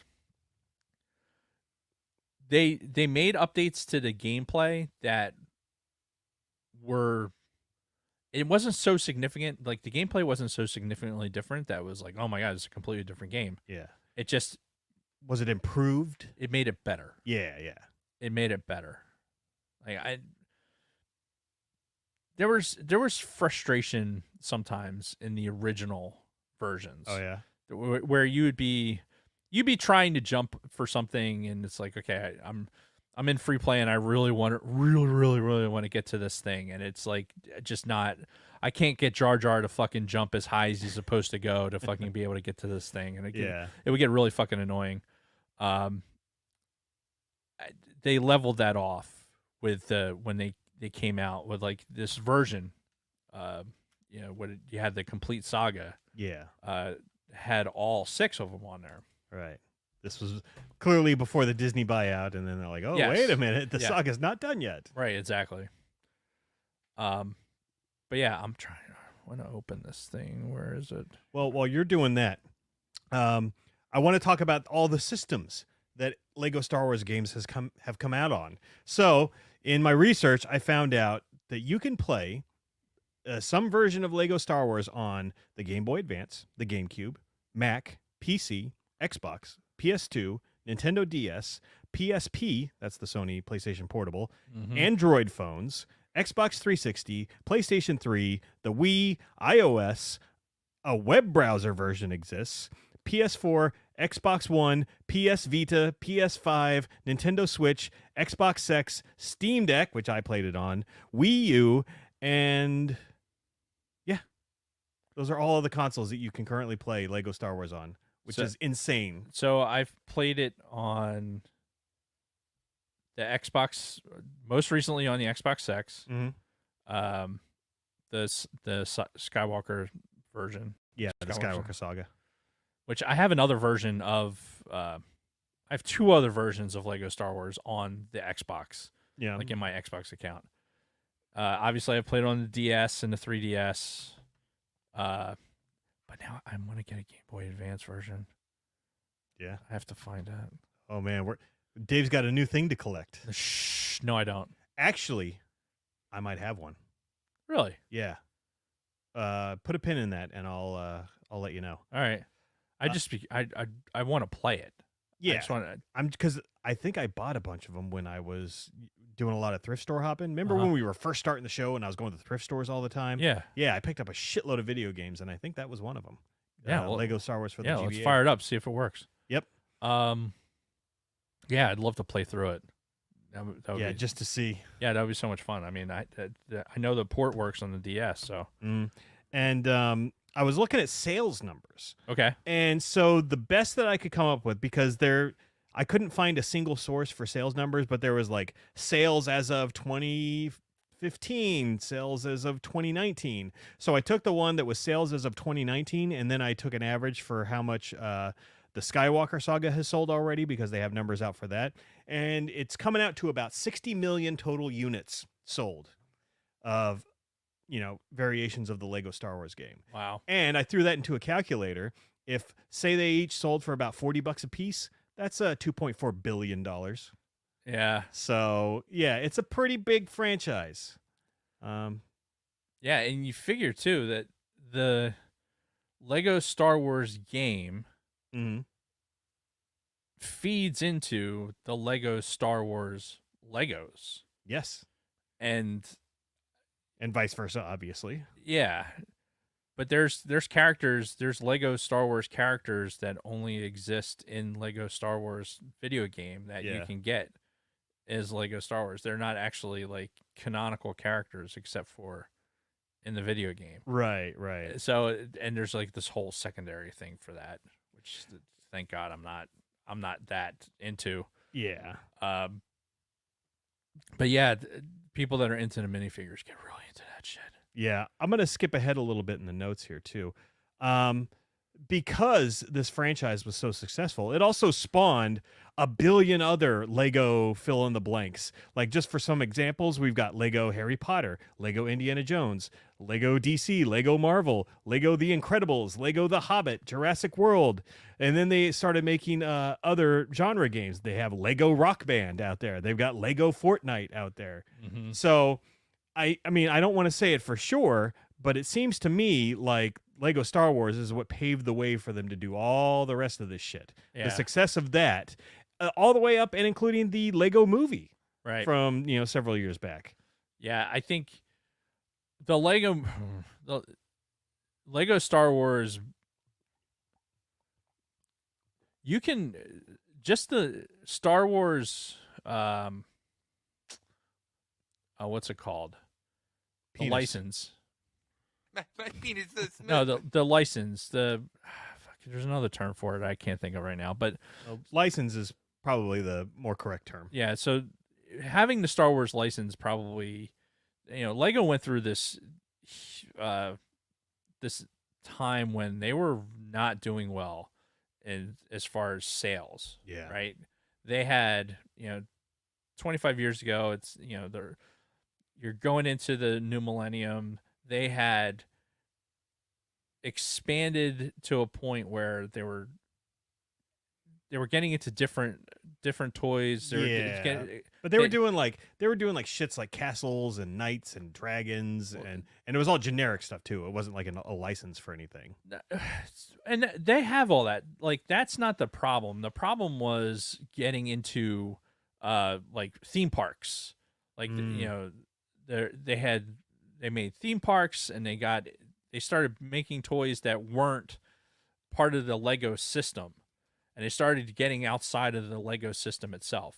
Right. Bionicles is probably like, I never got into the Bionicles. The kid, like Jeff, was into Bionicles, but it was never something that got. Yeah, March 20th, 1999 was when Legoland in California opened up. Yeah. And it's still open, right? Oh yeah, Still yeah. open. No, it's great. It was better when our kids were younger, Mhm. but yeah, I really enjoyed it. Yeah.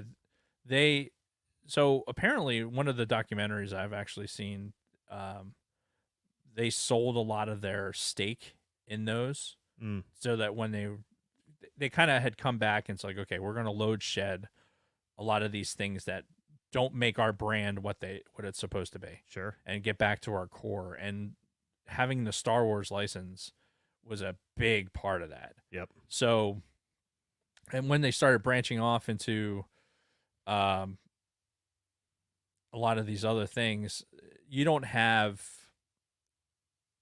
the without the Lego movie. I don't think you have like the DC Marvel. You don't think so? Well, DC and Marvel, they have their own because of the movies, but Yeah, there's an aspect of that like the Batman, like the Lego Batman yeah, that was huge. video game, but not as playable.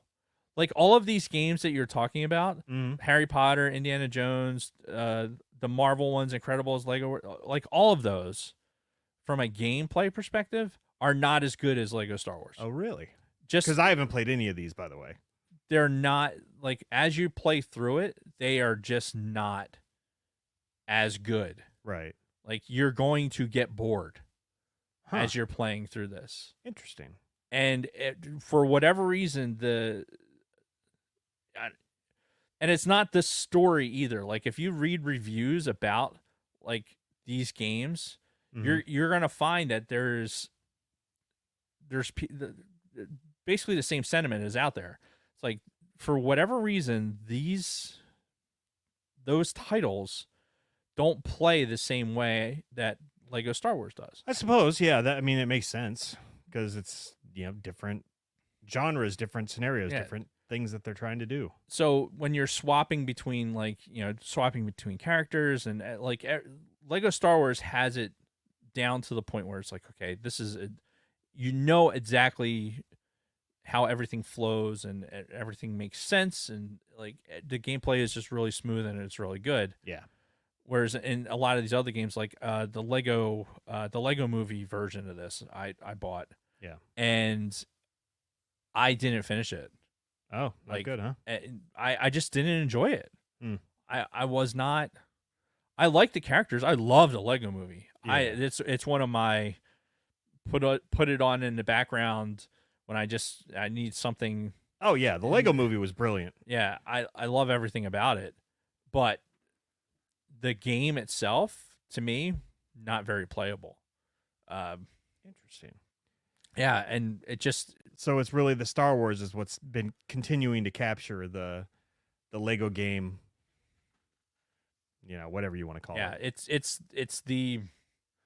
the flagship. Yes, exactly. It's the flagship of the whole thing. And they're trying to make more stuff happen in these spin-offs, but maybe they're not as well. It's capitalizing successful. on Harry Potter. There's Harry Potter fanatics out there. Yeah, because these are big licenses. Yeah, and I'm sure they're making a financial gain off of that. Sure, but those video games are not. They don't have the same legs that the Lego Star Wars does. Yeah, like when Lego Star Wars the current one, the Skywalker Saga. Yeah, when that was coming out, that was a thing. That was like, hey, fucking, if it was, hey, we can only buy this in hard copies, there would be people in line for it, type thing. Yeah. Like that was a thing, and I pre-ordered. Oh yeah, for when it was coming out. Like, and I'm Which not version? Alone. Not the most expensive one, right? But all those codes. So the version that you played, one of the things that's you can put a lot of codes in to get like unlock other players. And you unlock those same players as you're playing through it, but you can do it straight away. Oh, and there was special characters that you could unlock like right away also. Like you had codes to be able to do that. But all that shit fucking hit the internet almost immediately. So like buying the upgrades didn't make any sense. You could just fucking gotcha. The internet's a thing. So that precluded a lot of that. You didn't have to buy the fucking $80 version. You could get the baseline version and still be still be where you needed to be. Oh, sure, yeah. But yeah, I'm trying to think. No, that's not that game. It's not Lego Star Wars. Ever played Star Wars Pinball Sidebar? Yeah, actually, I have. That on the iPad. Yeah, because there were like a bunch of free versions, right? Right. And then you could pay for new Right. levels and stuff. Right. God, I was obsessed with that for a while. Every once in a while, I'll come across that again, and like Chuck and John and like other people, I noticed that their fucking scores are up. And I'm like, this will not stand. They're still doing it, those motherfuckers. Yeah. So real quick, something else that came out of the Lego Star Wars games, obviously, was all of these Lego Star Wars animation, either movies or series, because they've got, going all the way back to the beginning. There was the Padawan Menace. I think that was one of the first ones that they came out with. They had all these ones based around Yoda. The holiday special came out last year. But regardless, There's a lot of droid ones too. There was but yeah, between these, at least 10 movies, and it looks like probably 10 series, just on this one page that I'm seeing. And a sidebar to that is apparently the series, The Freemaker Adventures, is, I guess, really good. One of the Star Wars guys I talked to at work, he's like, "Oh, you haven't seen The Freemaker Adventures?" I'm like, "No," because I told him we were doing the game. He's like, "Dude, you got to watch it." I'm like, "Oh, really?" And then and then this new series that's out right now, which is, I don't see it on this. Oh, Rebuild the Galaxy, I think. He said that one's turning out to be really good too. So that's funny. Yeah. So we may have to look at this and maybe talk about these in future episodes. I am definitely, because I brought it in here, the X-Wing and the TIE Fighter recent one that I bought that has the exchangeable wings. Yes. That's a Rebuild the Galaxy set. Okay. And I was like, I didn't really care where it came from. I just was like, okay, I just like what I like. Mm-hmm. But if that's the case, and that's actually worth watching, then yeah, I mean, shit. Yeah, because the Freemaker Adventures had 2 seasons, and from what I hear, it's something that everybody can enjoy. It was actually really well done, and then this the Rebuild the Galaxy is turning out very similar to that. Yeah, that's something I have to add to the list. Yeah, so just more things that were spawned off of these video games. Yeah, just it's like the paycheck that never ends for some people. So where are we at in the notes? Well, we just talked about the animation. We skipped ahead already to the other stuff, and then as far as legacy stuff, there are so many just Lego themed video games out there now. Like, I'm looking at this list that's like fucking long as shit. And they keep pumping out more. And there's other Lego Star Wars games too, like this Lego Star Wars Battles, which isn't the same style as the Lego Star Wars games. It's kind of different. It looks like it's a strategy game. But yeah, they've got so many fucking Lego games out here. And again, I feel like it was the success of Lego Star Wars that directly contributed to, all of these games, all of this extra stuff, all of the revenue that them and Lucasfilm have pocketed ever since. Yeah, 100%. Yeah. And it's because they had a winning formula. It was a great gameplay. The timing was just right.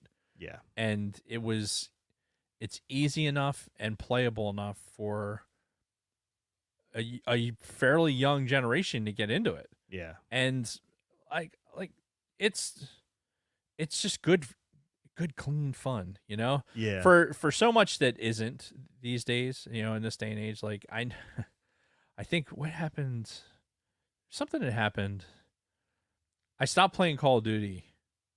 I haven't played Call of Duty in a long time. It's been a while. But I was playing Jedi Survivor, and there's plenty of brutality in there. You know what I just realized? When I posted last week? I posted the episodes. Uh-huh. And I didn't truncate silence on one of them. What are you gonna do? I forgot. That's fine. Why did I just realize that?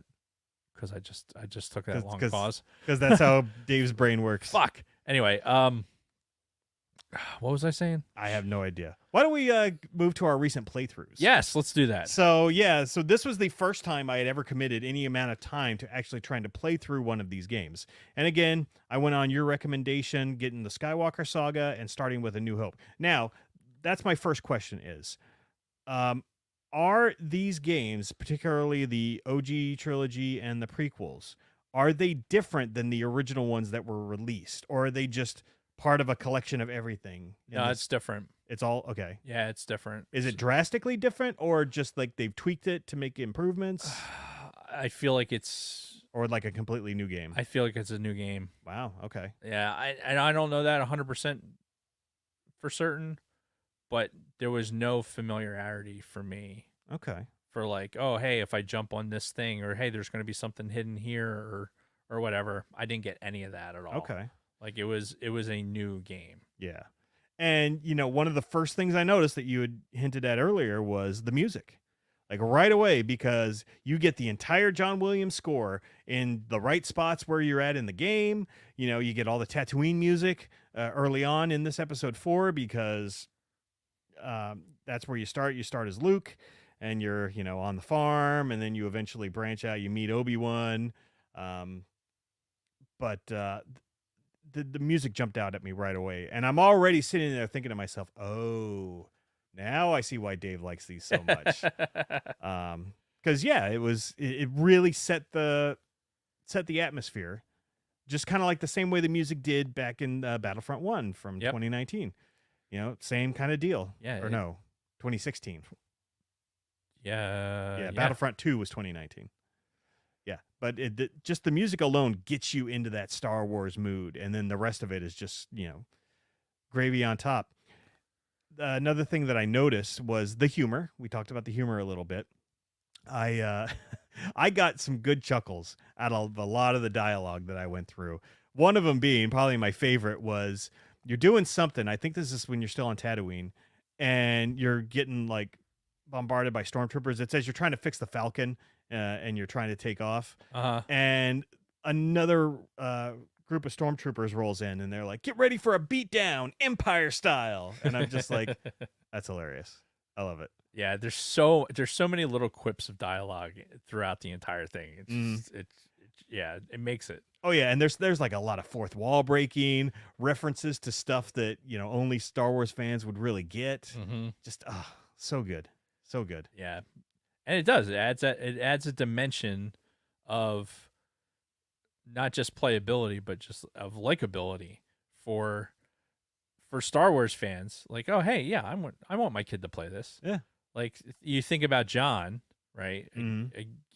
All right, yeah, easy, clean kill, right? Mm-hmm. Because it's Lego, it's Star Wars, right? And he's got a 5-year-old, right?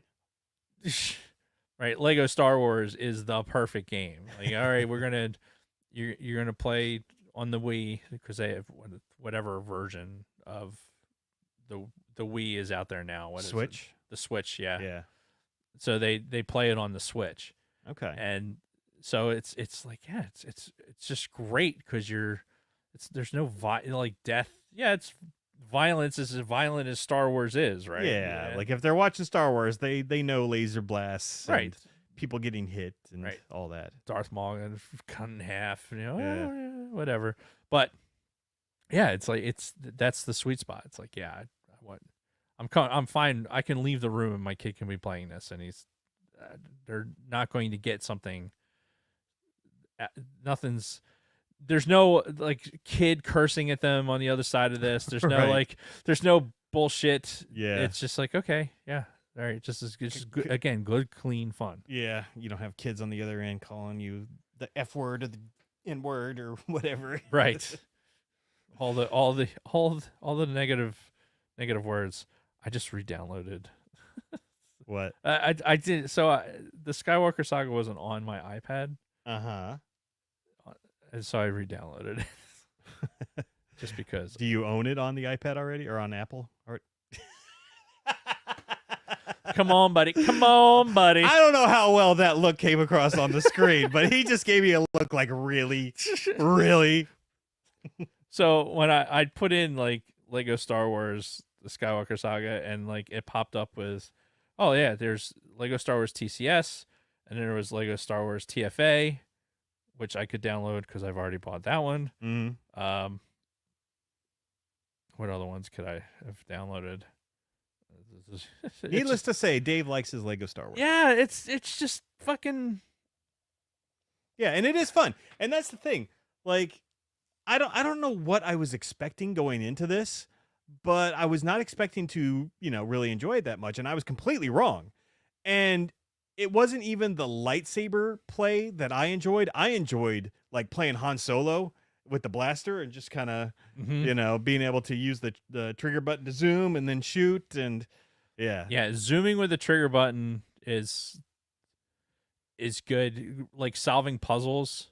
Mm-hmm. That's something it's advanced through gameplay over the years. Yeah, right. Having the droids going, like the complexity of the puzzle solving has gotten to that point. Something that if we're talking different Castaways. Huh? Apple Arcade Castaways. Interesting. Yeah, I don't know. Let's get 5 stars. 21,000 reviews. We'll just go ahead and start downloading that so I can look at it later. Anyway,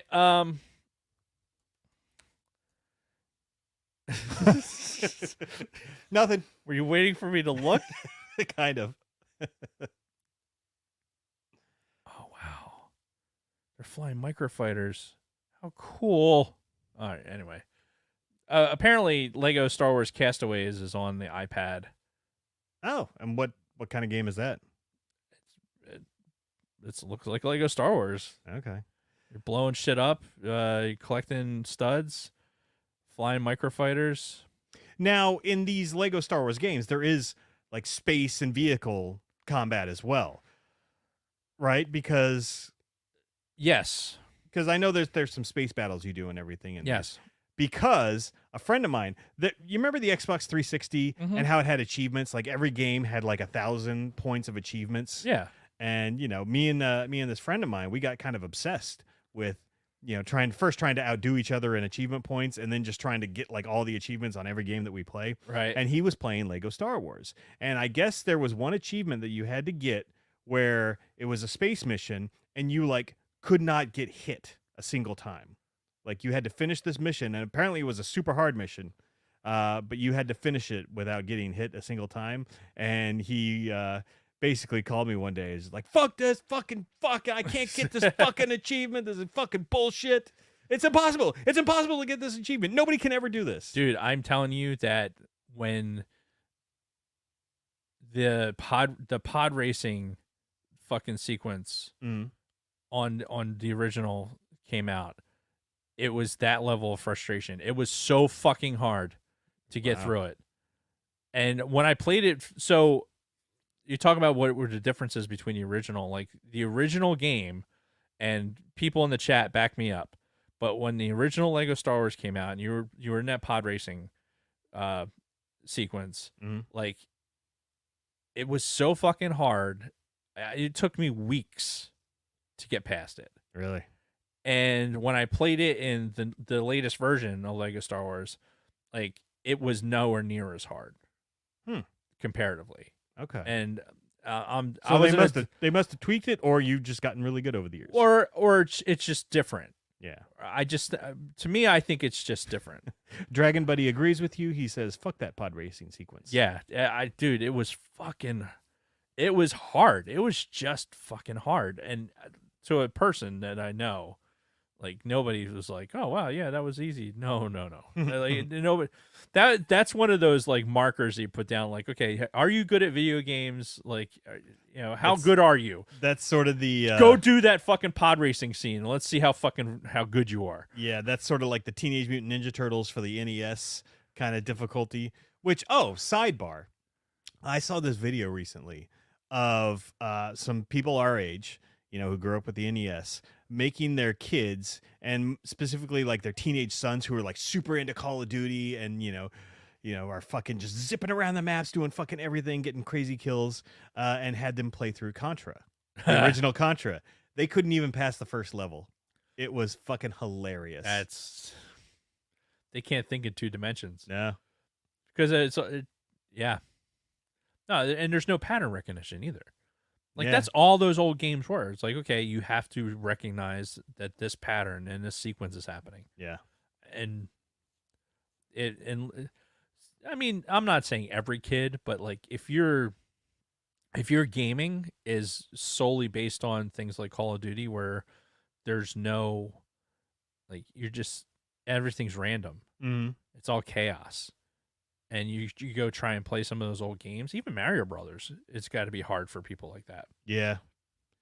Yeah, because if they didn't grow up playing that and they don't play platformers, they just play shooters, then they'd be kind of fooked. Yeah, it's really, really difficult to like translate your brain into that. Yeah, I never thought about that before. But anyway, sorry about the sidebar there. Some other stuff that I noticed when I was playing through this one. The puzzles were fine. I could give or take puzzles in video games for the most part. Though I did enjoy some of the ones in Jedi Survivor because I was able to figure them out on my own. Mm-hmm. But puzzles were okay for me, but not the biggest thing that I'm looking forward to in a game like this. Yeah. Like I said, I loved the shooting more than even playing lightsabers. So, for whatever that's worth. Yeah, it's fair. I mean, I think for me playing it now, it's more like my recent playthrough. On the Xbox X, this morning, like 1:30 in the morning, I realized I hadn't completed the entire saga yet. Oh. So I just finished. So he stayed home from work and finished the whole thing. Basically. No, I just cleaned it up. I was like, all right, let me just get to the end of this. So now I'm like free play unlocked for everything. Oh, that was the other thing I was going to mention. So apparently I was making a huge mistake when I first started playing this because, there's like boxes and shit everywhere that you can smash and collect pieces, right? Yep. So I'm like, well, I guess these pieces are important, so I'll just smash every fucking box that I come across and pick up all these all the gems and everything. This is why Jason never got past halfway through fucking New Hope. Yeah, because like I literally stopped because when you first start, you're in like sort of a more narrower map and everything, and it's not as wide open. And I'm smashing everything as I'm going along, and then oh fuck, there's a box over there around that corner. Let me go and fucking smash the thing, and then kill stormtroopers, and then now let's go smash 20 more fucking boxes until we get to the next wave of stormtroopers. And then I got to that point where after you meet up with Obi-Wan, or I think it's right before you meet up with Obi-Wan, you come out of the Lars house, and now it's just like Tatooine in front of you. You're in this big valley, and you can go wherever you want. And I'm looking around, I'm like, fuck. That's a lot of shit I got to kill to get gems. Well, let's get started. Just like breaking all these boxes. And that's about the point where I texted you because I texted Dave and I'm like, hey, how important is it that I get all this extra shit in here? And I was like, no, don't do that. Just go. Right.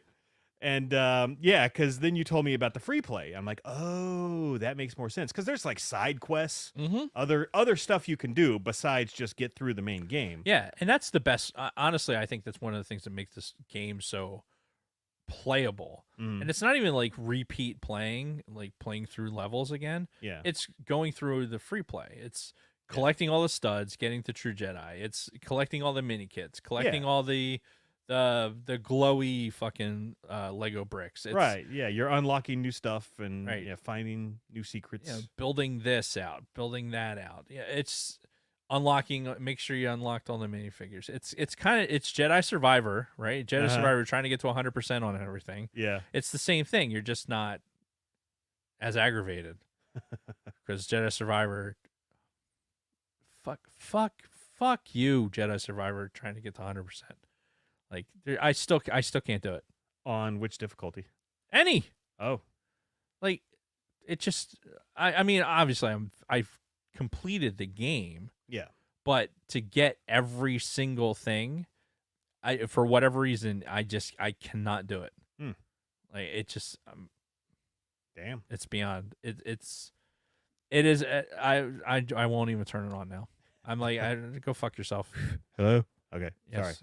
Yes, you're still there, Jason. Yeah. No, it was like I couldn't hear myself for a second. All right. So, from you, because you have far more experience playing these games, like, give me some more thoughts overall on, your opinions of the Lego Star Wars games. Which ones are your favorites? Maybe. I'll tell you the version that's on the DS, this the Complete Saga, which is actually the one that I just downloaded for this, right? Which makes me wonder if if this is the same as that. This is 2013, right? So yeah. probably not. But so I'm glad it's muted so we don't get fucking copyright hit. But are you already starting it up? Yeah, I just yeah, because you get the opening crawl and yeah, the main theme. Oh shit! Can I see it? Yeah. I'm just curious what the controls are like. So to me, the Complete Saga is probably the best one, all the way up until the this latest one, and I think because it's on the Xbox X, I mean, there's not a lot to these graphics. It's Lego, right? Yeah. So you're not expecting a lot out of right, the which is graphics. why they can make it for things like the Game Boy Advanced all the way up to the Xbox X. Right. Go to classic controls. I was hoping there'd be a game saved, but there wasn't. Sad face. Oh. There you go. All right. Don't mind me. I'm just gonna be playing Lego Star Wars over here. Oh, this is sweet. Yeah. I honestly, the Complete Saga was the game because it had all the movies before the Disney buyout, and so I was like, you get your fill of all of them. The free play ability, going back and having, I want to collect everything. I want to hit all the things I'm supposed to hit. All this force grab the things I can force grab, and it was just mindless, clean fun. Yeah, for sure. And I got to listen to the music for, the cutscenes are always good. Yeah, but yeah, no, like you were saying, the music, so good. Whenever as you're playing it, even regardless of what you're doing while you're playing it, you're listening to the fucking music. Yeah, that original soundtrack by nobody but John Williams himself. Right. So it's like, what other game are you going to play that you're going to get that level of musical contentment out of it? It's and maybe that's the reason why I'm fucking it's my. I mean, this is my favorite video game franchise. Yeah, because it just is. I can't figure out how to attack. I can move around just fine.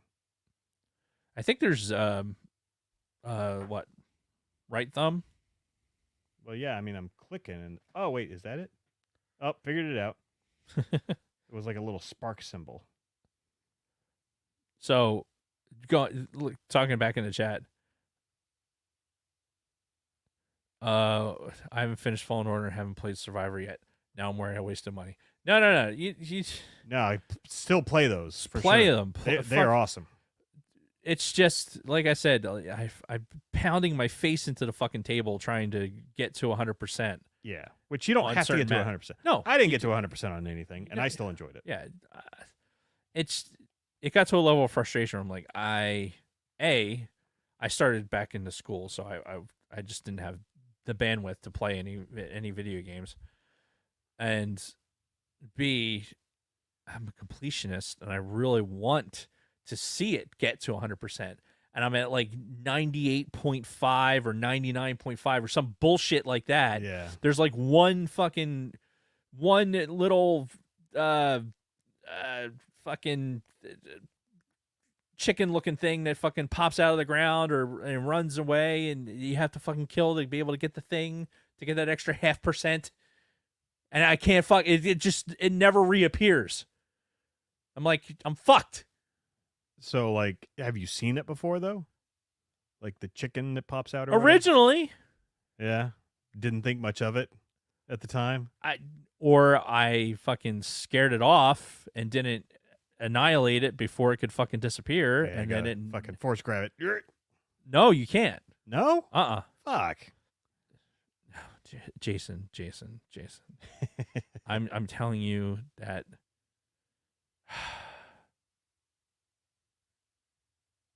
we're not here to talk about that right now. Okay. We're here to talk about Lego Star Wars. And yeah, we're actually getting close to the end already. So give me some final thoughts, and I'll give you mine.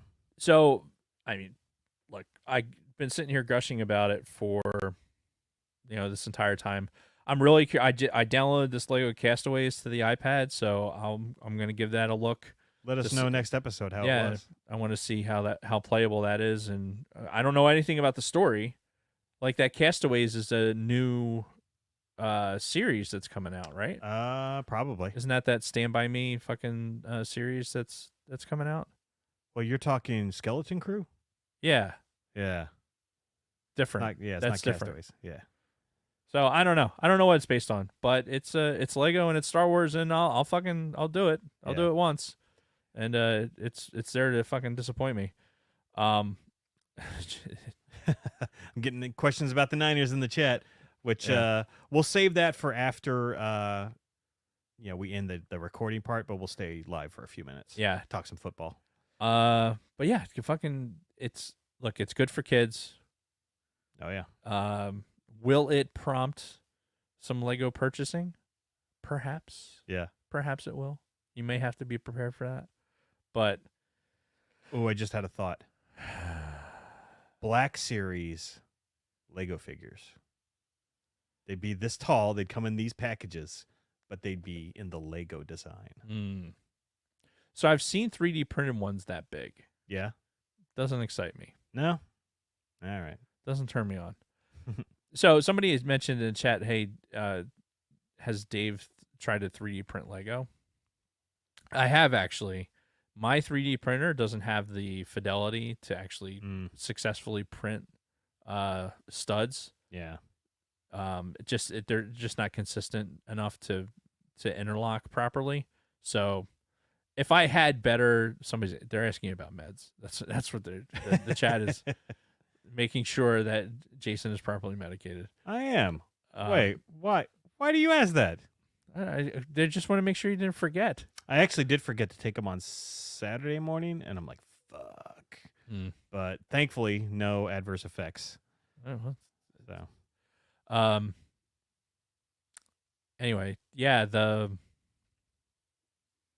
you love the series. We'll just say that. Yeah, fucking, and when a new one comes out, fucking buy it and play it. Yeah. So my thoughts overall was, for the time that I did play, I really enjoyed it.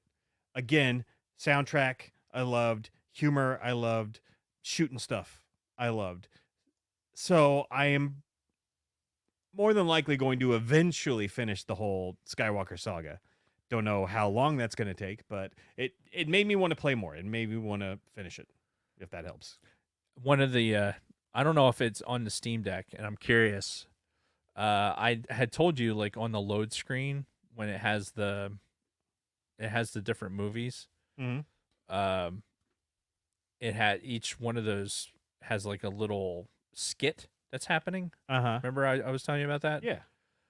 So on the Xbox X, and this is something that Rick had showed me, that each one of those things has a little skit, and it's just like a little extra, like, fun little Lego thing. It's, for New Hope, it's Luke and Ben and the droids are on the speeder, and sand person jumps on there. Well, that's it. If you want to. It's the.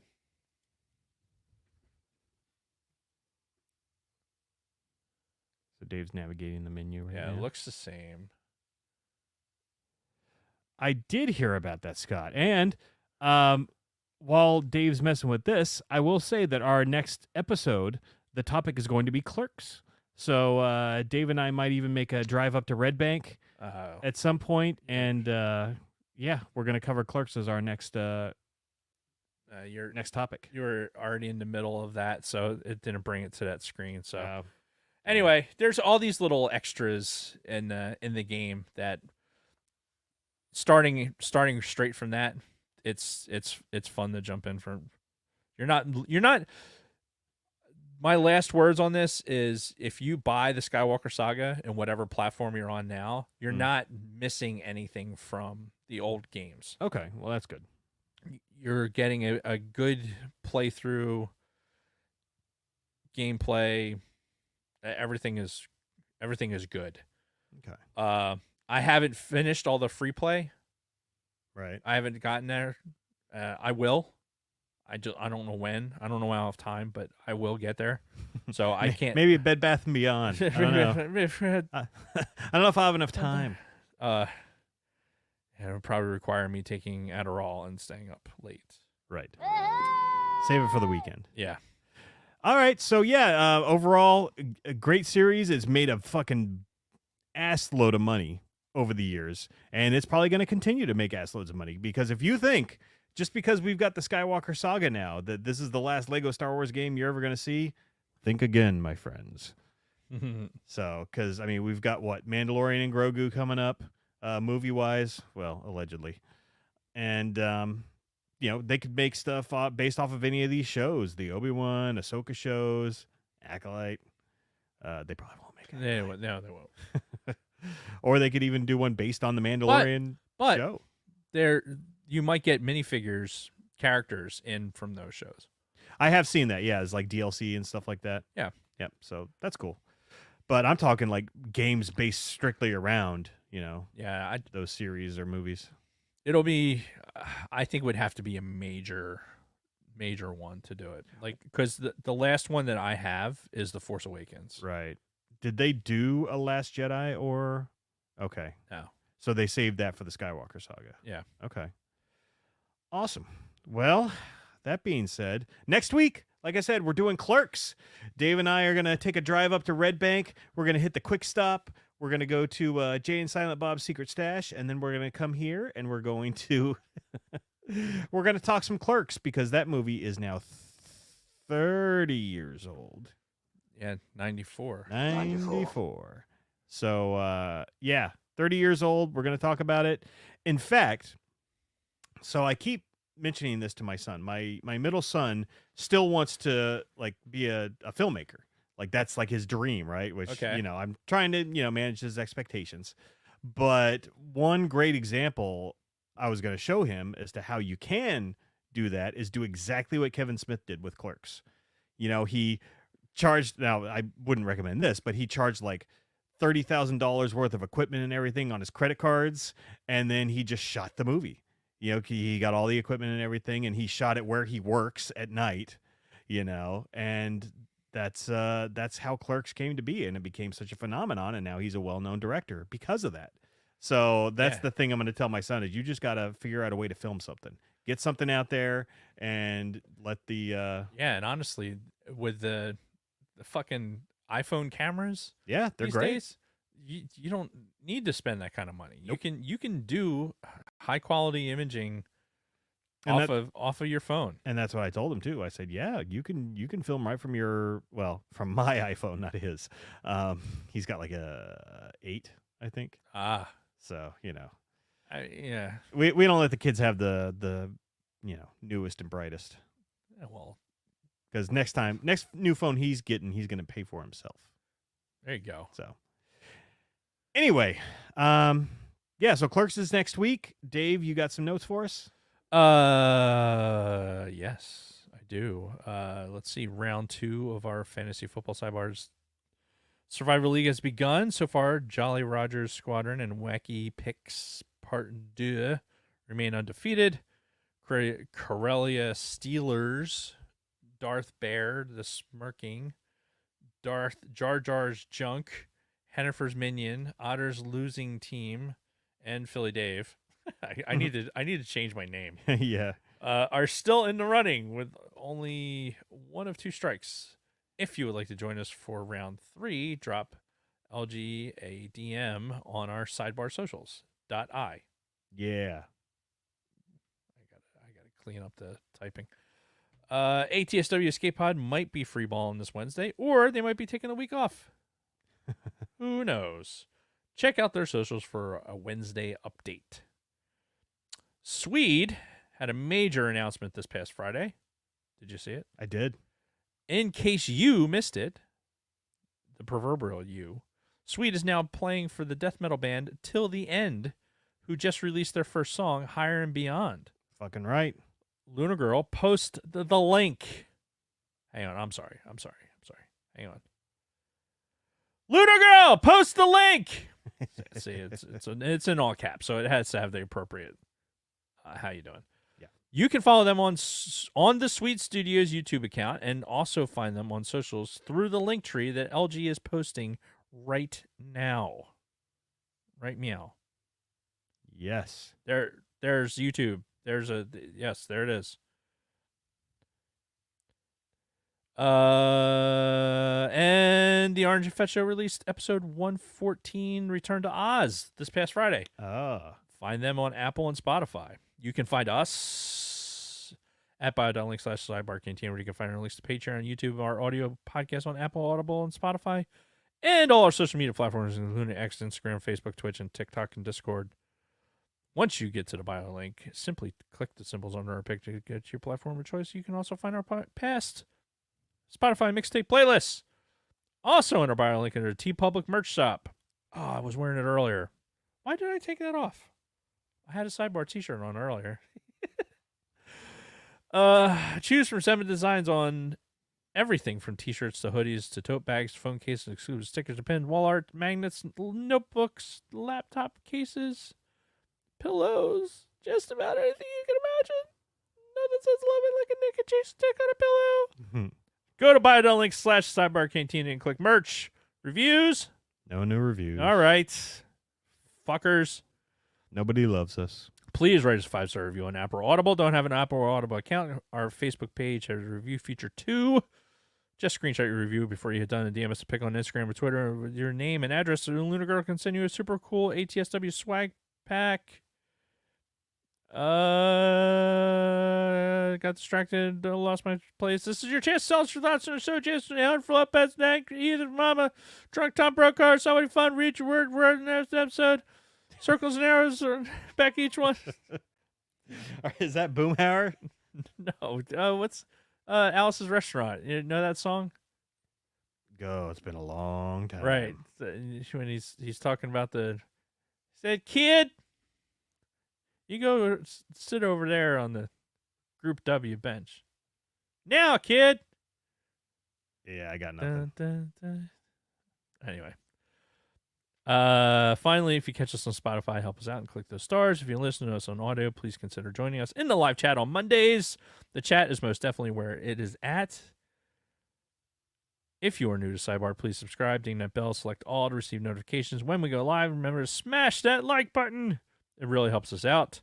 And thank you to all our Patreon supporters. You are the best. You are the reason why we do this. Arlo Guthrie. Yeah, I think so. I think that's it. Yes. And father rapers. And then he asked me, what you in for? Littering.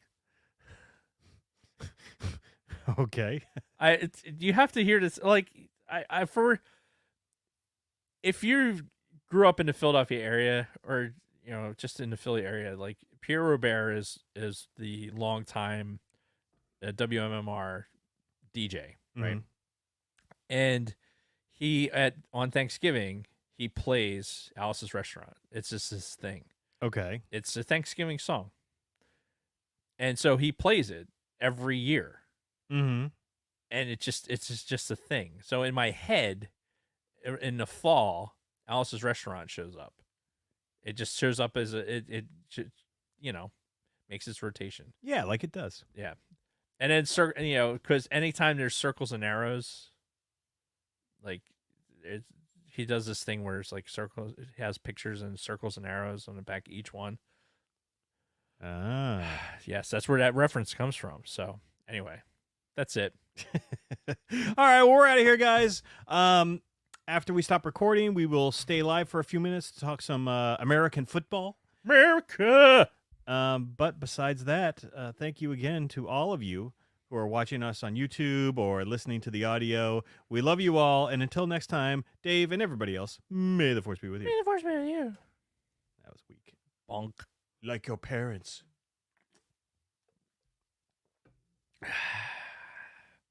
Okay, now what do I click? All right. So Scott asked me about the Niners. Well, I'm glad they beat the fucking Seahawks, and that was a very important game. Like if they had lost that game, which they almost had another fucking comeback. Wait, hold on. Was that who they played this week on Thursday? Was that the Seahawks, or was it somebody else? My old brain. I'm pulling it up right now. You can get anything. Yeah, it had to have been Seattle. Yeah, Seattle. So, and they had a pretty early lead, and then what they've been doing all fucking year, they've just all of a sudden fallen asleep, and then they let these teams come back on them. It almost happened again with the fucking Seahawks. Thank God it didn't. But, I mean, the 49ers, they have such a talented fucking team, and I think they need some help on the defensive coaching side, maybe the defensive personnel side as well, as their defense isn't as strong as it has been in recent years. Well, Salah is available now. That's what I was thinking, like they can't just necessarily fire their defensive coordinator right now and hire Salah. And he might not even want that, honestly. He might be looking for another head coaching position. So, but either way, that would be awesome if he came back. But, yeah, they've got a talented team. The offense looks fantastic. Like, the offense has been doing really well, except in the red zone for some reason. But, yeah, I think the passing game is better than it's been in many a year for the 49ers. And they've got the fucking injuries that are killing them. But we've got the talent. We've got the weapons. If McCaffrey comes back this season, then that'll be just another bonus. What's the deal with him? It's day to day, man, because sometimes it seems like, oh, he might be able to come back in 2 weeks. And then it's like, nope, now he's going to see some fucking specialist in Djibouti or something. So if I had to guess, I'd say he's not coming back this year.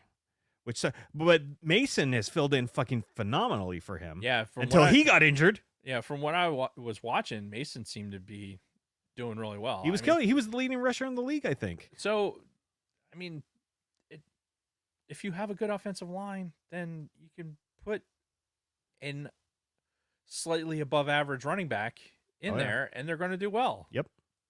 And they do. They have a great line. They have a great offensive scheme. Fucking Shanahan is a goddamn genius.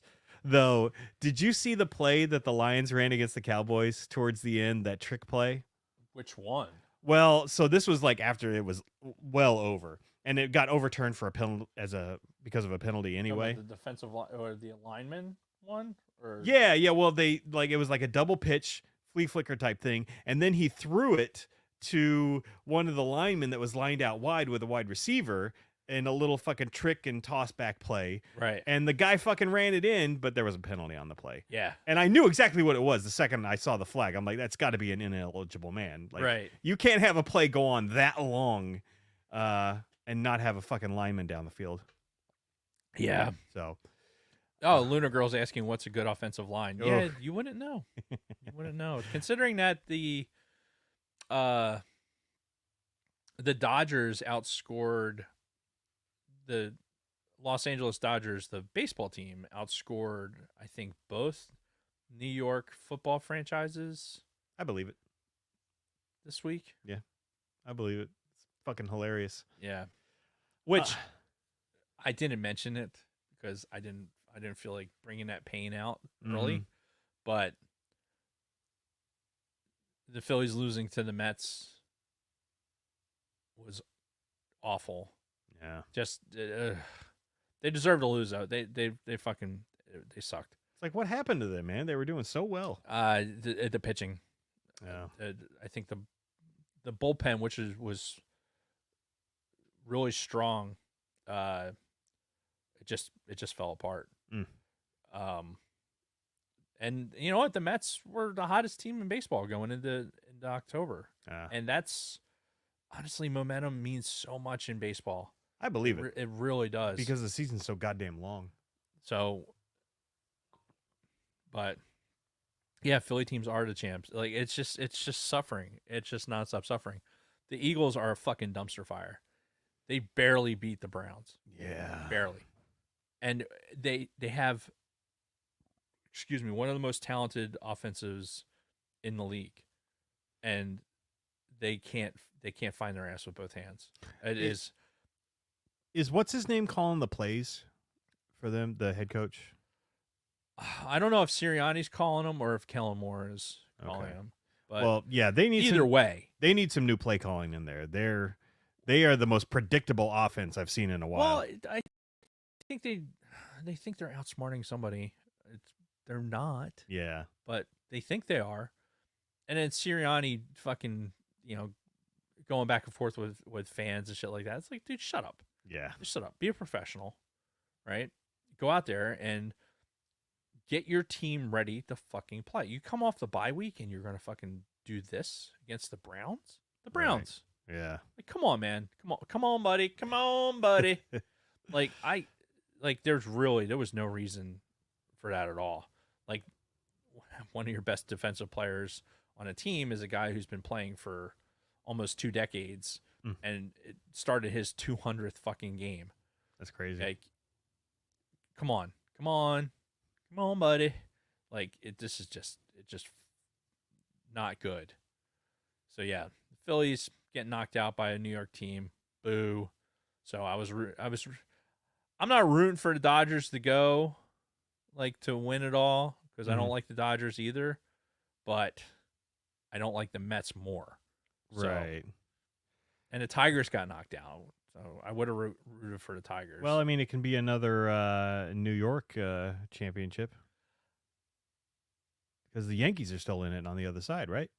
Or did I miss something? Yeah, but who wants that? I'm just saying, it's a possibility. It's the Subway Series. Yes, we had that's what that. they call them. We had that. Yeah. I was actually watching that when the dude broke the bat and he fucking threw it at him. Yeah. I don't fucking care. Yeah. Like, that has zero. It doesn't move the needle for me at all. Yeah. Yeah. But I like Shohei Ohtani because I think you're looking at the best baseball player of our generation. Really? Like, he is it's like Babe Ruth.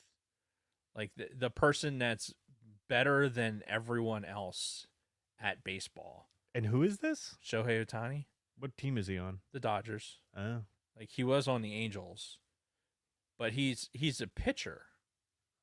But he hit 50 home runs and stole more than 50 bases. God damn. Like, that's never been done.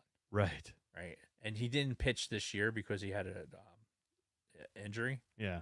So but he could still hit, huh? Yeah. Yeah. A lot. Hit really well.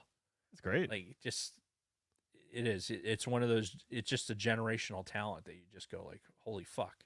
Yeah. People pay to just go watch him play.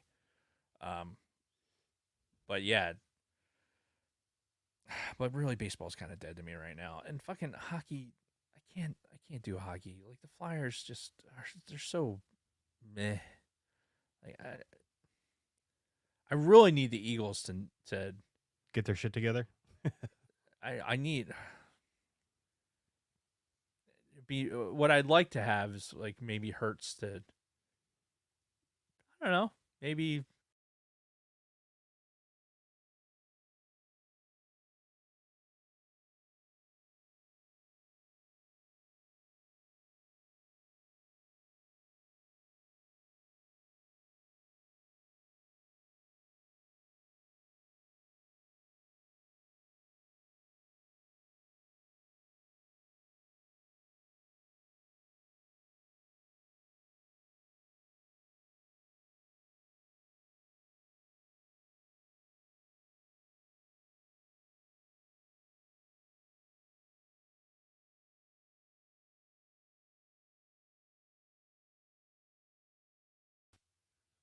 Always the smart ass Dave is. Sorry, guys. I accidentally hopped out. There he is. But, yeah, I accidentally closed out of everything. But we need to stop anyway. Are you done with the transfer? No, yeah, I'm good. Okay. So, yeah, we got to stop anyway. We got some last shit we got to get done in our personal lives. And I'll see you guys later. Bye.